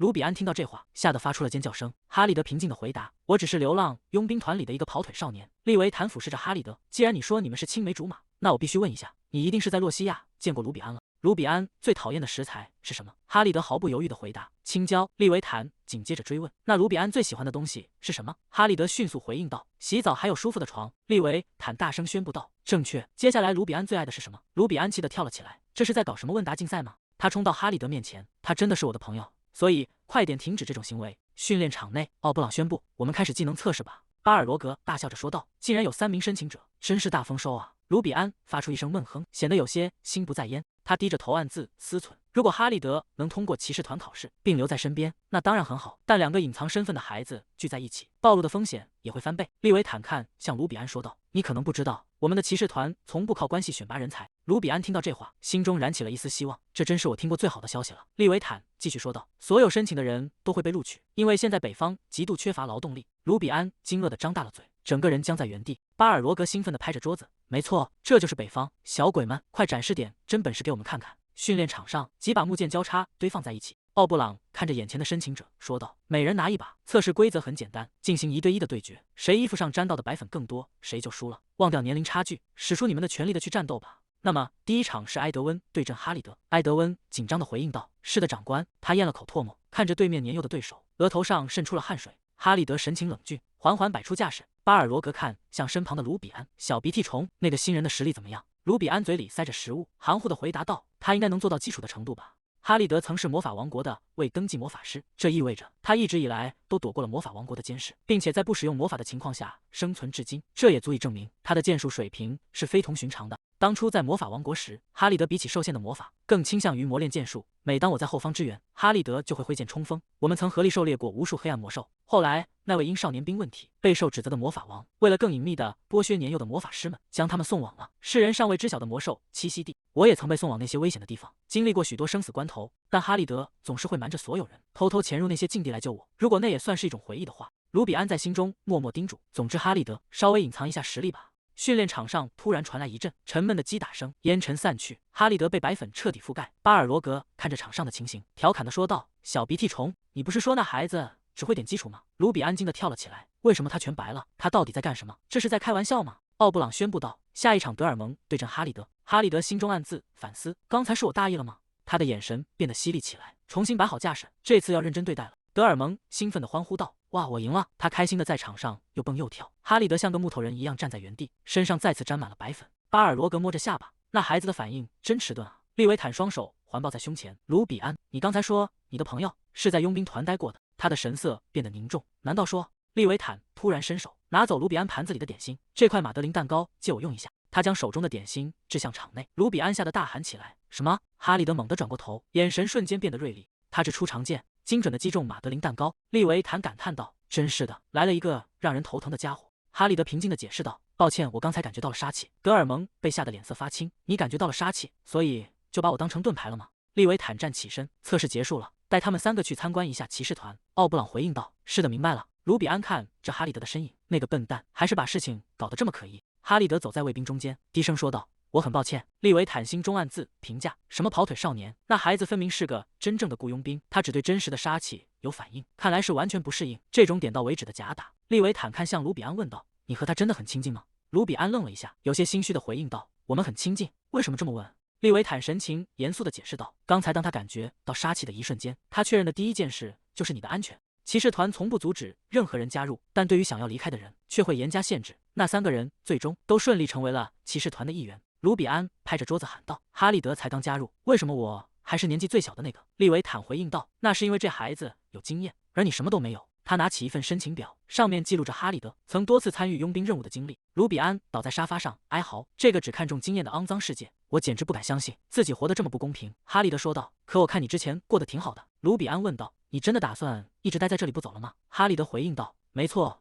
我已经分到了宿舍，制服也快送到了。你是不是生气了？卢比安站起身：没有，我为什么要生气？反正不管我说什么，你最后都会按自己的想法去做。哈利德急忙走过去：主人过来一下。他伸出手与卢比安的手相触，魔力在两人之间流转。哈利德说道：别生气了好吗？卢比安回应道：在分享魔力的时候装可爱是没有用的。哈利德反驳道：你嘴上这么说，但看起来效果还不错。卢比安用力推了一下哈利德：就算我们分开了，也还是可以互相联系的，为什么要做到这种地步？哈利德回应道：这就是问题所在，如果你觉得联系就足够了，你就会直接丢下我。卢比安低声说道：我没有丢下你，好吧，既然事情已经变成这样了，那就顺其自然吧。如果哈利德能在帝国最强的骑士团努力训练，或许有一天他能帮我除掉魔法王。卢比安开心地笑了起来：你已经被录取了，所以没有回头路可走，努力训练变得更强吧。哈利德说道：直到公爵去追捕魔法王为止。卢比安愣住：你读了我的心吗？哈利德回应道：怎么可能，自从来到这里，我就一直在想，你为什么执意要留下来？你是在计划让公爵去杀掉魔法王吧？因为那个该死的烙印，你无法亲自动手。哈利德施展了魔法，一道光芒笼罩了房间。卢比安沉思着：那是静音咒吗？哈利德继续说道：我告诉过你，我会亲手杀掉魔法王，不需要那个魔法金库或者公爵的帮助。卢比安纠正道：那不是金库，是维兹里亚。他沉思着：我曾告诉哈利德，想要从魔法王的诅咒中解脱，就必须亲自消灭魔法王。从那时起，哈利德发誓要亲手杀掉魔法王。他大概已经看穿了我的计划，因为他早就知道这一切。卢比安看着哈利德说道：你还是太小了。哈利德笑了起来：所以你就是因为这个才来这里的？看来我得现实一点，把话挑明了说。卢比安问道：你想说什么？哈利德说道：公爵实力强大且痛恨魔法师，所以你大概认为他能杀掉魔法王，但一位帝国公爵不会无缘无故去杀害另一个国家的国王。卢比安回应道：这倒是事实，但是那个魔法王即将引发一场巨大的灾难。阿卡迪亚魔法王国现在虽然只是一个岛国，表面上与大陆相安无事，但他正准备用那幼稚的统治世界的梦想吞噬整个大陆。这就是为什么他们命令我们要活捉一名黑魔法师。但利维坦发现了那个计划，他杀掉了那名黑魔法师，毁掉了一切。哈利德说道：既然已经确定魔法王会引发灾难，只要你还活着，我一定会亲手除掉他。他看着沉默的卢比安：你又不说话了，我真希望有那么一次能看透你脑子里到底在想什么。卢比安回应道：那是不被允许的，我有太多的秘密了。哈利德说道：我会杀掉魔法王，既然那是折磨你的根源。就在刚才，我为此设定了一个目标。他伸出手，指尖划过桌上的一叠画像，停在了最上面的那一张。他拿起利维坦的画像：如果你是因为他最强才依赖他，我会变得比他更强。卢比安呆呆地看着哈利德：祝你好运。哈利德笑着说道：没错，就像那样继续为我加油吧。餐厅内灯火通明，长桌上摆满了丰盛的食物。卢比安看着眼前的景象，陷入了沉思。为什么所有的家族成员都聚集在这里？明明祖父平时都是在别馆单独用餐的。哈利德坐在卢比安身边，他是作为朋友被邀请来的。博伊德大声问道：父亲，您什么时候从首都带回了一个新孩子？卢比安回应道：这是我的朋友，他刚刚加入骑士团。博伊德惊讶地喊道：我以前从来没听说过这件事。巴尔罗格说道：我不是叫你来看入团测试吗？博伊德回应道：如果我去了，你之后肯定又会把我拽去进行特别训练。巴尔罗格愣住：你就为了这个逃跑了？真是个没出息的家伙！快点吃完，然后我们在北山集合。博伊德惊叫道：那是通宵登山训练。哈利德坐在一旁静静地听着，他看向卢比安，为他擦拭着嘴角：你居然能在这么吵闹的环境里活下来，明明你最讨厌噪音了。卢比安的嘴里塞满了食物，也没那么糟。哈利德站起身：我吃完了，先失礼了。巴尔罗格猛地喊道：什么叫吃完了？你要跟着我们一起去进行精神磨练。博伊德在一旁拆穿道：那明明是精神折磨，你这个骗子。卢比安看着哈利德：你这就要走了吗？你甚至都没怎么……他看着哈利德面前空空如也且干净得发亮的餐盘，他什么时候吃完的？他吃的那么优雅，甚至还照顾到了我，但这进食速度简直太疯狂了。他到底是从哪里学到这种高贵的餐桌礼仪的？哈利德开口说道：我讨厌精神磨练，而且卢比安讨厌烤青椒，所以或许该换个食谱。他指着卢比安盘子里的青椒，他一点都没动。说完，他转身走出了餐厅。巴尔罗格怒吼道：这个胆大包天的小鬼，他竟然就这么自顾自地走了。博伊德也跟着喊道：他居然直接溜掉了。利维坦双手交叠，抵着下巴，发出一声轻笑。他看向卢比安：“你今天得把盘子里所有的青椒都吃掉。”卢比安发出一声痛苦的闷哼。巴尔罗格挥动着拳头，大声说道：“我觉得他是个傲慢的小鬼，别再哭了，钢铁直右手啊！我很快就会为你报仇的。”博伊德无奈地说道：“爷爷，请别再对着您的拳头说话了。”卢比安解释道：“哈利德的成长过程中没什么社交生活，所以缺乏礼貌，我替他向各位道歉。”博伊德回应道：“其实我挺喜欢他那种火爆性格的。”利维坦看向巴尔罗格问道：“父亲，您最近一直很无聊吧？既然您身体看起来还很硬朗，不如由您亲自训练哈利德和博伊德，有个竞争对手，应该能让博伊德的训练更有成效。”博伊德听闻此言，神情变得认真起来。他在走廊里奔跑，大声呼喊着卢比安。卢比安说道：“你怎么这么重？”博伊德盯着卢比安问道：“你是不是又偷偷看我的日记了？”卢比安移开视线，小声重复道：“偷偷看。”博伊德在日记里记录着自己挥剑训练被夸奖，还有抱怨卢比安挑食不吃青椒。卢比安理直气壮地辩解道：“我只是在帮你检查拼写错误，你知道那是多辛苦的工作吗？”博伊德愣住了，支支吾吾地说道：“确实是很辛苦的工作呢。”卢比安得意地说道：“对吧？你应该心存感激。”博伊德问道：“话说回来，那个人到底是谁？”卢比安疑惑地重复道：“那个人。”博伊德补充道：“和我们一起吃晚饭的那个家伙。既然是你的朋友，他不应该和你同岁吗？但他看起来比我还要高。”卢比安回答道：“哈利德今年12岁了，因为我很成熟，所以有很多年纪大的朋友。”博伊德有些迟疑地回应道：“好吧，顺便问一下，你和哈利德很亲近吗？”卢比安点头：“是的，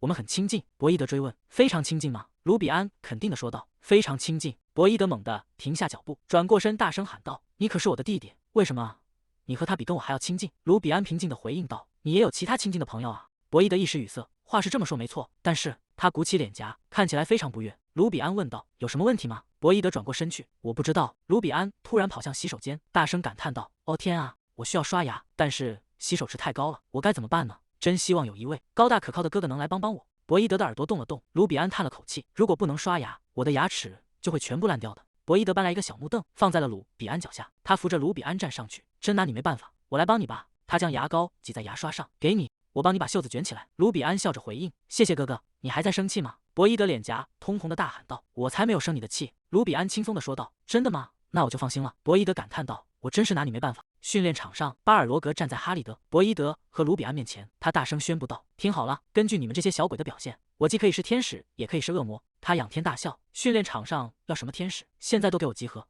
你们这些小不点！”远处的卫兵们看着这一幕，低声议论道：“那边在干什么？好像是在训练那些孩子。”巴尔罗格竖起一根手指，神情变得无比认真。“首先让我通过决斗来看看你们的实力。”卢比安焦急地对巴尔罗格喊道：“这对博伊德哥哥来说太不公平了。”巴尔罗格大声打断道：“好啦，准备好跑起来吧！”卢比安愣了一下，原来是那种决斗啊！巴尔罗格在训练场设置了重重关卡，包括泥潭攀爬网和跳箱。他得意地笑着：“我在每个检查点都设置了强大的障碍，这和简单的跑步完全不是一个等级。”卢比安看着眼前的场景，这简直和军队训练一模一样。这看起来似乎挺有趣的。哈利德和博伊德已经开始了训练，两人在障碍间穿梭，累得气喘吁吁。卢比安活动着身体：“既然我已经热身完毕了，那我也要加入。”巴尔罗格一把揪住他：“不准去！你这个小鼻涕虫，一阵风就能把你吹跑。”卢比安抗议道：“我也是骑士团的新成员，我应该接受同样的训练。”哈利德看着卢比安：“卢比安，你长高了吗？”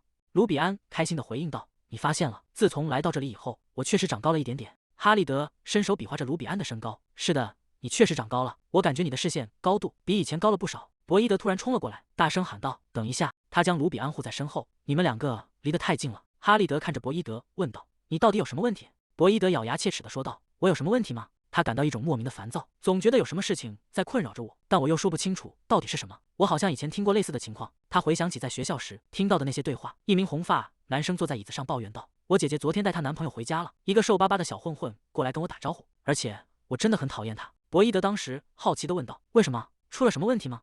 你讨厌他仅仅是因为他是你姐姐的男朋友吗？”红发男生叹了口气：“你连个姐姐都没有，怎么会懂这种心情？”博伊德恍然大悟：“我现在明白了。”卢比安在前方欢快地跑着，回头喊道：“快点，哥哥！”博伊德看着卢比安的背影，在心中感叹道：“这就是问题所在，我们的弟弟实在是太小太可爱了。作为哥哥，我会担心，也是理所当然的。”哈利德突然从博伊德身边疾驰而过，博伊德猛地回过神来：“你不能就这样先走！”他刚要起步，却被绊倒在地，整个人摔进了土里。哈利德停下脚步，回头看向身后的博伊德：“我忘了提，你的鞋带松了，所以要小心一点。”博伊德灰头土脸地从地上爬起来，气急败坏地喊道：“你绝对是故意不告诉我的！”卢比安奔跑着，这真的太有趣了。身后的博伊德追赶着喊道：“等等，我卢比安！”哈利德问道：“这有什么有趣的？”卢比安回应道：“只要什么都不想的奔跑，既没有被追赶，也没有危险，跑完之后还会得到夸奖，所以真的很有趣。”他突然被绊了一下，整个人向前倒去。哈利德与博伊德两人及时抓住了卢比安的衣领，卢比安松了一口气，哇，好险啊！我刚才差点以为在拍电视剧呢。他躺在地上大口喘气，累死我了。哈利德走上前递过水壶，卢比安喝点水吧。卢比安接过水壶，谢谢你，哈利德。哈利德在卢比安身边坐下，就算你喜欢跑步，也做得太过火了。卢比安说道，大概是最近习惯了那个小训练场，所以变得有些自满了吧。哈利德看着卢比安，是谁把他的头发剪得这么短？就算卢比安没有告诉他们性别，把这么漂亮的女孩误认为是男孩，北方的那些人一定都瞎了。卢比安是魔王最小的女儿，作为魔王的公主，却打扮成男孩的样子接受骑士训练，这简直太荒谬了。卢比安告诉过我，她不是那种公主。魔导王绑架了拥有魔法天赋的孩子，并将他们收为子嗣，所以在魔导王国，比起国王的孩子，更多的是国王的子民。卢比安说，他只是其中之一。换句话说，比起作为魔导王的孩子，她更像是一件被精心打磨的武器。她并不是人们想象中的那种公主，所以她讨厌被当作公主对待。但在我心中，卢比安依然是一位公主，是我想要赌上性命去守护的人，我唯一的珍贵的公主。我很好奇，我的公主为什么会出现在这种地方？卢比安察觉到异样，怎么了？巴尔罗格急忙跑来，小鼻涕虫，我们家最小的小鼻涕虫，爷爷给你做了精力汤，把它全喝了，一滴都不要剩。博伊德担心地问道，我们是不是该叫个医生？卢比安大声反驳，谁会因为跑个步就叫医生？博伊德说道，你刚才跑步的时候晕倒了。卢比安鼓起脸颊，那是因为我被石头绊倒了。哈利德静静地看着这一幕，这是我第一次看到卢比安如此自由地表达情感。以前的他总是和每个人都保持着距离，脸上带着一副对什么都不在乎的表情。我讨厌那种眼神，因为他看起来随时都会离开，而事实证明，他确实离开了我。我的担心并非多余，看着现在的他和那时完全不同。也许卢比安从一开始就想来到这里，甚至不惜丢下我，仅仅是因为他喜欢这个地方。训练结束后的夜晚，骑士们成群结队地走在回廊上，其中一人伸着懒腰感叹道，今天也很辛苦啊。另一人附和着，好想快点去吃饭。哈利德停下脚步，对身边的同伴说道，走之前我还有点事要处理。同伴点头回应道，别太晚了，在晚饭被吃光前赶紧回来。哈利德独自站在月光下，望着远处的夜色，陷入沉思。来自魔导王国的追踪法师数量增加了，但巴米龙皇室的表现却异常的不配合。虽然诱敌计划进展顺利，我今天早些时候也告诉过卢比安没问题，但他在听完之后看起来依然很焦虑。哈利德穿过幽暗的长廊，推开了一扇沉重的木门。房间里的利维坦惊讶地问道，这么晚了你来做什么？他正抱着熟睡的卢比安，轻轻拍着他的背。他开口问道，你知道卢比安的情况吗？每到傍晚，他总是像这样变得异常无精打采。利维坦将卢比安放到床上，他在洛西亚的时候也经常这样吗？他总是度过这样焦虑又痛苦的夜晚吗？卢比安在睡梦中发出痛苦的呻吟。哈利德看着这一幕，陷入了回忆。在战场上的时候，他经常如此。每当那时，我都会握住他的手，为他注入魔力。虽然我知道这没什么用，但那是我唯一能做的事。我只能一遍又一遍地这样做。利维坦看向哈利德，如果你知道什么，请告诉我，这样我也能找到帮助卢比安的方法。哈利德开口说道，卢比安在感到焦虑时似乎会做噩梦，但我也不太清楚具体的细节。利维坦心中充满了疑惑，他到底在焦虑什么？卢比安在洛西亚是怎么生活的？哈利德说道，比起那个，我有一件事想问你。他直视着利维坦，你珍惜卢比安吗？无论发生什么都足以保护他吗？利维坦回应道，听你的语气，似乎确定会有什么事情发生。哈利德说道，我习惯为我的青梅竹马担心，所以想确认这一点。利维坦无奈地叹了口气，你还真是挺会说话的。无论发生什么，我都会保护卢比安。他从怀里掏出一袋东西，抛向哈利德，拿着这个，以后无论是有关于卢比安的事，还是关于你自己的事，随时都可以来找我。哈利德接住布袋，看着里面五颜六色的糖果，这是委托吗？利维坦没好气地回应道，这是人情，不是委托。你这臭小子，总是表现得像个前雇佣兵一样。哈利德疑惑地问道，有什么区别吗？利维坦转过头，看着熟睡中的卢比安，顺便问一句，一个人会因为担心朋友，就一路追随到这种地方吗？哈利德面无表情地说道，我想公爵您应该不太清楚，毕竟您没有朋友，这是我们两个人之间的事，请您不要插手。利维坦气得攥紧拳头，这家伙真是太无理了。桌上摆满了精致的甜点，利维坦看向卢比安，喝了它。卢比安盯着面前那壶浑浊的绿色液体，天哪，这是什么？巨魔的呕吐物吗？利维坦耐心地解释道，这是健康果汁，医生说这对你的身体有好处。卢比安嫌弃地推开，他看起来和闻起来都糟透了。利维坦继续劝说，但为了你的健康，你必须喝掉它。卢比安大声抗议，怎么会有人喝这种东西？利维坦放低了声音，医生在制作它的时候一直想着你，非常辛苦，你真的不打算喝吗？卢比安端起杯子一饮而尽，他放下杯子，露出意外的神情，味道比我想象中要好。利维坦问道，我听说你想跟着医生学习？卢比安眼睛一亮，是的，他在脑海中构思未来的计划。如果我能从医生那里学到草药学和治愈术，那么以后无论我想做什么，这都是一个完美的借口。无论怎么想，这都是一个完美的计划。利维坦看着卢比安说道，不要太勉强自己，别忘了下午茶时间。卢比安笑着回应道，如果我忙起来，可能会偶尔忘记。利维坦语气坚定地说道，不行，下午茶时间你必须休息。卢比安乖巧地点了点头，好吧。利维坦端起茶杯喝了一口，我一直想问你一件事，罗塞塔和利亚姆下周就要回来了，这意味着你将见到我所有的家人，感觉如何？在我家住得开心吗？卢比安兴奋地举起手，5颗星。利维坦愣了一下，有些失落地问道：“只有5颗星吗？”卢比安回答道：“5颗星就是最高分了。”利维坦无奈地笑了笑：“如果你愿意的话，你想一直和我住在一起吗？”卢比安有些困惑地歪着头：“我现在不就是这样吗？”利维坦放下手中的餐具：“我的意思是，你愿意正式成为我们家最小的一员吗？当然，你可以在见过罗塞塔和利亚姆之后再做决定。”卢比安毫不犹豫地回答：“我当然愿意，毕竟……”他回想起当初，明明是我先请求成为最小的那个，难道你忘了吗？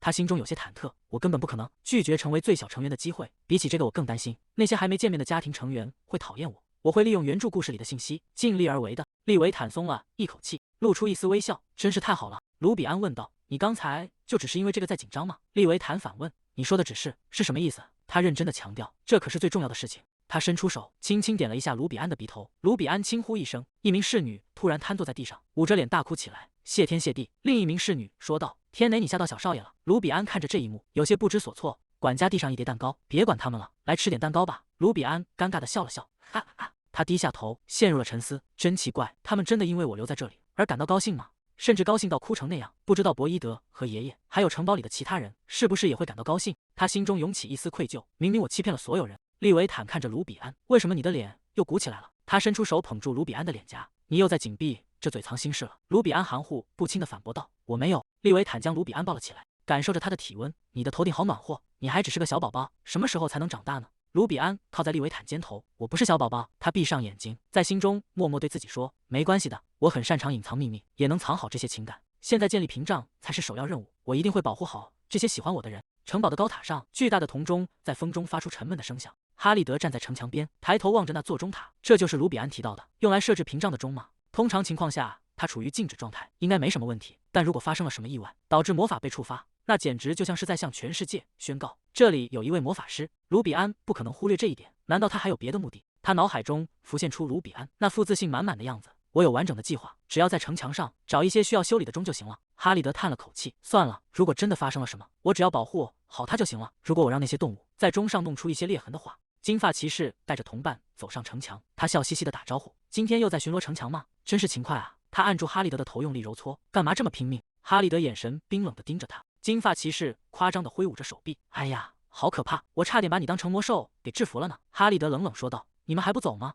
金发骑士故作委屈地喊道：“为什么要赶我们走啊？”他一边说着，一边和同伴悄悄向哈利德身后摸去。这位先生很无聊呢，这位先生也知道怎么玩得开心哦。哈利德忍无可忍，猛地加快脚步跑开。金发骑士在后面大声起哄：“你要去哪儿？下次一定要陪我们玩啊！”哈利德独自走在城堡的长廊上，无奈地扶住额头。北方的居民全都是这种性格吗？不仅毫无顾忌地越过社交距离，还理所当然地把别人拉进他们的节奏里。我并不怎么喜欢这种东西。他突然停下脚步，那是跑进铁匠铺，大声喊道：“大叔，我们来挑一把漂亮的牙刷。”铁匠停下手中的活：“你终于来了。”卢比安凑到铁匠耳边，低声说道：“你知道的吧？请一定要保密。我来过这里，大人们都说这里很危险，不让我过来。但是铁匠铺真的很有趣，所以我还是偷偷溜出来了。”哈利德拍着胸脯说道：“有我在，能有什么危险？”铁匠在后方张开双臂大喊：“一个充满梦想和希望的铁匠铺，对孩子们来说简直太棒了。”卢比安指向一旁：“总之，我们今天还要在那边的房间里玩。”铁匠说道：“那我也一起去。”卢比安问道：“大叔，你不忙吗？”铁匠立刻回应道：“我一点都不忙。”卢比安肯定地说道：“你绝对很忙。”他从怀里掏出一卷图纸：“我带了新的武器设计图，作为礼物和贿赂。”铁匠愣住：“为什么要给我礼物和贿赂？”卢比安展开图纸：“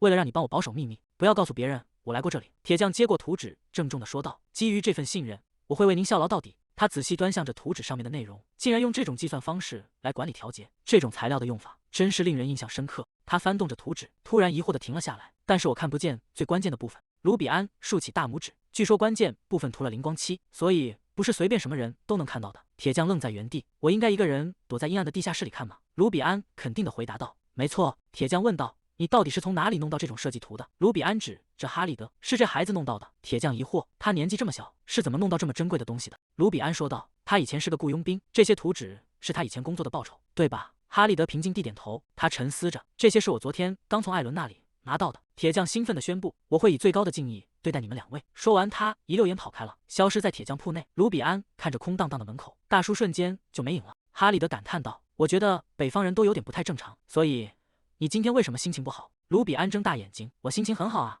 哈利德沉默地看着他，气氛有些凝重。卢比安流下一滴冷汗。叔叔问我想不想成为真正的妖子，哈利德问道。那你答应了吗？卢比安蹲在地上，我答应了，但是我觉得有点愧疚，因为我对他隐瞒了太多事情。哈利德伸出手，轻轻戳了戳卢比安的脸颊。如果你说出真相，导致身份暴露，你可能会被抓回魔法王国，所以这是没办法的事。而且你留在这里，并不只是为了你自己，你也在拼命保护公爵和这个地方。况且大人们撒的谎更多，所以别担心了。总之，我觉得正式被收养挺好的。成为贵族，在很多方面都能帮到你。卢比安双手抱着膝盖，有时候你冷酷的，让我想要躲着你。哈利德愣了一下，俯身凑近问道：“想躲着我？为什么要说这么可怕的话？”卢比安笑着回应道：“开玩笑的。”他站起身，言归正传，我们还有活要干，得在铁匠大叔回来之前赶紧弄完。卢比安在杂物堆里翻找，掀开厚重的防尘布，钻进木箱之间。他惊喜地喊道：“找到了！是瞭望塔的备用钟。铁匠铺和魔石殿离得很近，所以即使在假装去魔石殿的途中，顺便来一趟铁匠铺，也很难被察觉。”他计划将结界石嵌入钟体，将其改造成魔法道具，然后神不知鬼不觉地替换掉原本的钟。一旦所有的钟都换成了结界石钟，一个强大的防御结界就会成型。卢比安看向哈利德，首先我们要把这个钟做成结界的核心，给我点魔力。哈利德拨弄着手腕上的金色手环。好的，主人。他握住卢比安的手，魔力开始源源不断的注入。卢比安感受着涌入的力量，这种感觉太棒了。哈利德说道。没有我你该怎么办？卢比安笑着回应道。当你提出要跟着我一起来的时候，我还担心了一下，但说实话，我真的很庆幸有你在。哈利德说道。你总是能这么轻描淡写的说出这种话。卢比安将手按在巨大的金属钟上。好了，我们要开始了。蓝色魔法阵在地面展开，复杂的符文交织流动，强烈的魔力波动充斥着整个房间。哈利德在一旁默默注视着，这种程度的魔法，我甚至无法模仿。他竟然能如此轻易的展开这么多层魔法阵。卢比安从布袋里倒出一堆紫色矿石。哈利德疑惑地问道：“你不是说有8个高品质的就够了吗？为什么激活了这么多结界石？”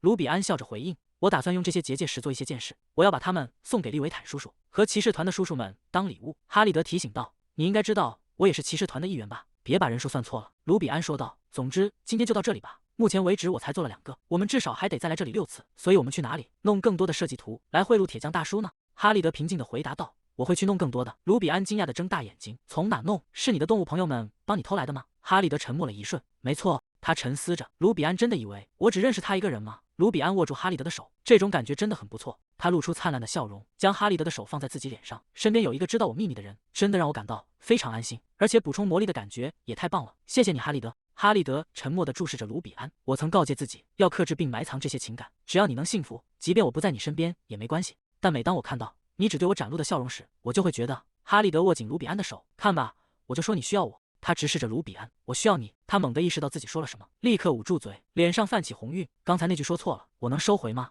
卢比安听到这话，兴奋地扑到哈利德背上。再说一遍吗？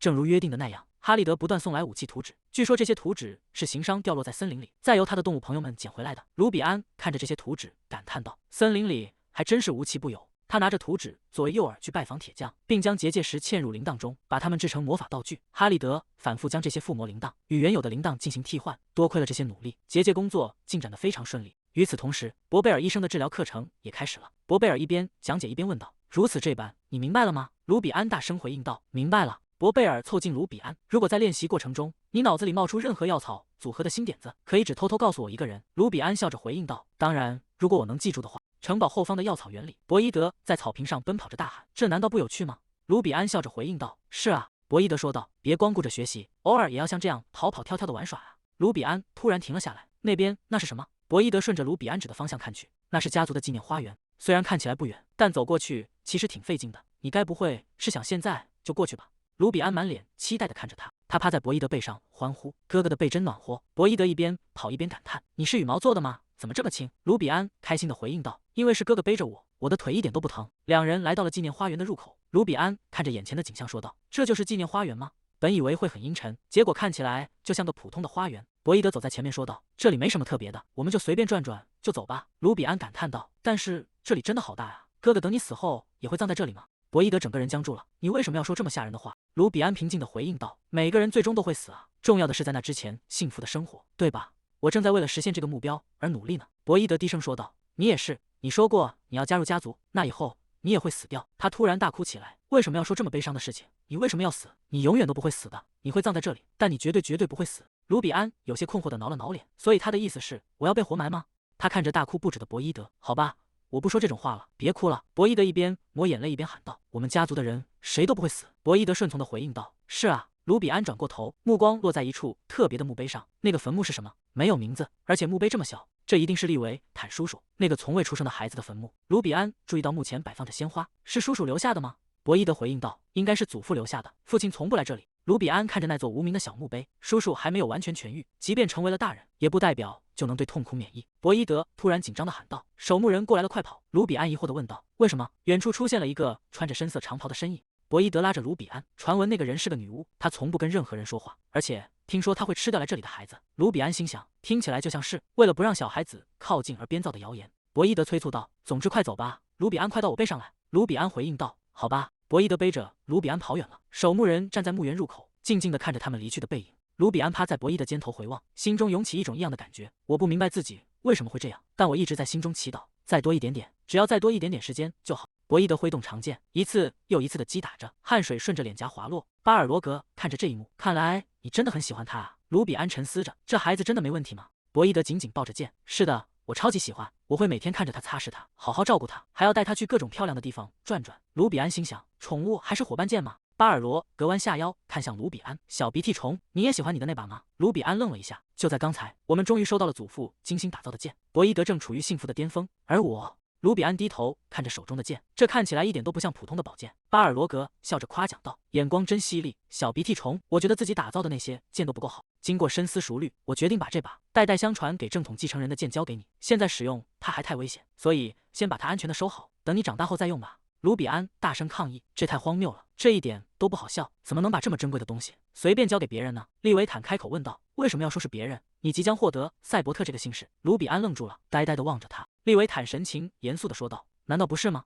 卢比安有些不知所措地回应道，是的。他心中思绪万千，成为这个家最小的孩子，获得赛伯特的姓氏，这意味着要和利维坦叔叔成为真正的家人，这种感觉突然变得好真实。利维坦说道，要不要试着慢慢改变对我的称呼，不要再叫叔叔了？卢比安心头一震，难道他的意思是让我叫他爸爸？他看着利维坦温柔的目光，这并不难。他张开嘴，试探着发出声音，爸。卢比安抱着长剑说道，这把剑太棒了，在那次灾难之后，我尽力尝试叫他爸爸。卢比安问道，要吃点面包吗？利维坦回应道，现在吗？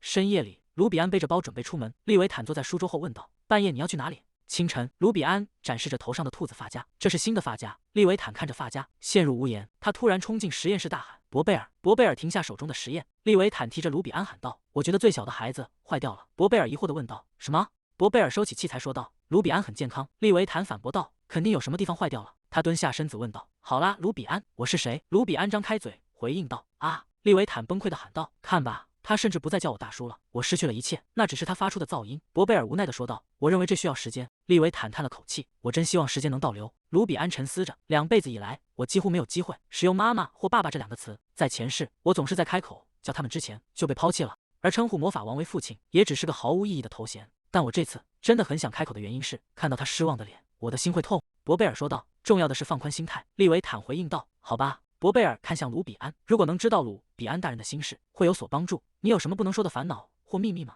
卢比安回应道：“我不太清楚。”卢比安蹲在地上画圈，已经过去好几天了，还是没有任何改变。为什么那个简单的词就是说不出口？巴尔罗格走近，他抱起卢比安，让我看看，你这么专注在画什么？卢比安惊喜地喊道：“爷爷！”巴尔罗格大声惊叹道：“这是多么惊人的艺术天赋，必须让全世界都知道！”卢比安喊道：“你在说什么啊？这算什么艺术作品？爷爷，你这个笨蛋！”巴尔罗格继续说道：“我们要把它保存起来，作为纪念日，还要向皇室炫耀。”卢比安趴在巴尔罗格肩头，我能这么轻易地叫出爷爷这个词？他关心地问道：“你的膝盖感觉好点了吗？”巴尔罗格叹了口气，有时还是会疼，即便现在他也在用意志力坚持，但因为是旧伤，膝盖很难痊愈。卢比安挥舞拳头说道：“我会更加努力学习，以后为你治好它。”巴尔罗格大笑道：“哈哈，我很期待。”他看着卢比安，更重要的是，你今天为什么没精神？是因为利维坦那个淘气鬼，正因为等不到你叫爸爸而急得双眼充血吗？如果你不喜欢，要爷爷去替你教训他吗？卢比安低头回应道：“不是因为不喜欢，我只是不确定是否必须改变称呼。”巴尔罗格回应道：“随你高兴就好，小鼻涕虫。当称呼改变时，关系也会随之改变，你们可能会更亲近，也可能会变得疏远。”卢比安疑惑地问道：“即使待在身边，也会变得疏远吗？”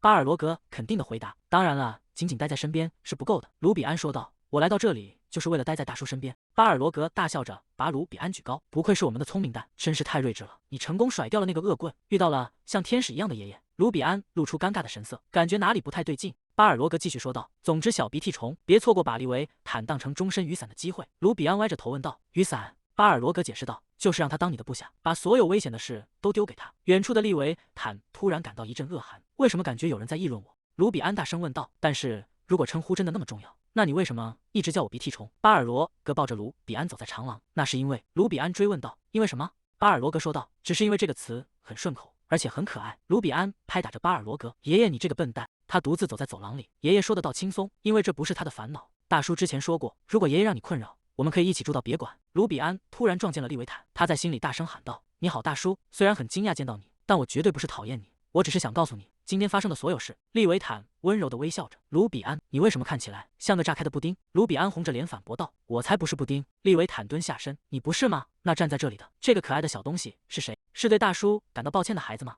你不需要强迫自己开口，也不需要为此道歉。等你真正想叫的时候，再那样称呼我就好，我会一直等下去。”卢比安问道：“那在那之前，我该怎么称呼你呢？”利维坦思考片刻，他走向窗边的窗帘，解下系在上面的铃铛。“你可以摇这个，如果你想叫我，就摇晃这个铃铛。”卢比安看着手中的小铃铛：“你是认真的吗？要把公爵大人当成随叫随到的铃铛？”利维坦肯定地说道：“想见我的时候就摇它。”卢比安盯着铃铛：“只要摇晃铃铛，就能见到它吗？我又不是猫什么的。”他试着摇了摇铃铛。利维坦微笑着说道：“没错，就像那样。”卢比安开始用力摇晃铃铛，利维坦看着他，发出了爽朗的笑声。他温柔地注视着卢比安。“好啦。”卢比安吸了吸鼻子。“为什么？”他突然扑进利维坦怀里，大声抱怨道：“为什么？我摇了好几次，你才回答我一次。”利维坦说道：“抱歉。”卢比安把脸埋进利维坦的衣服：“我不能再这样下去了。”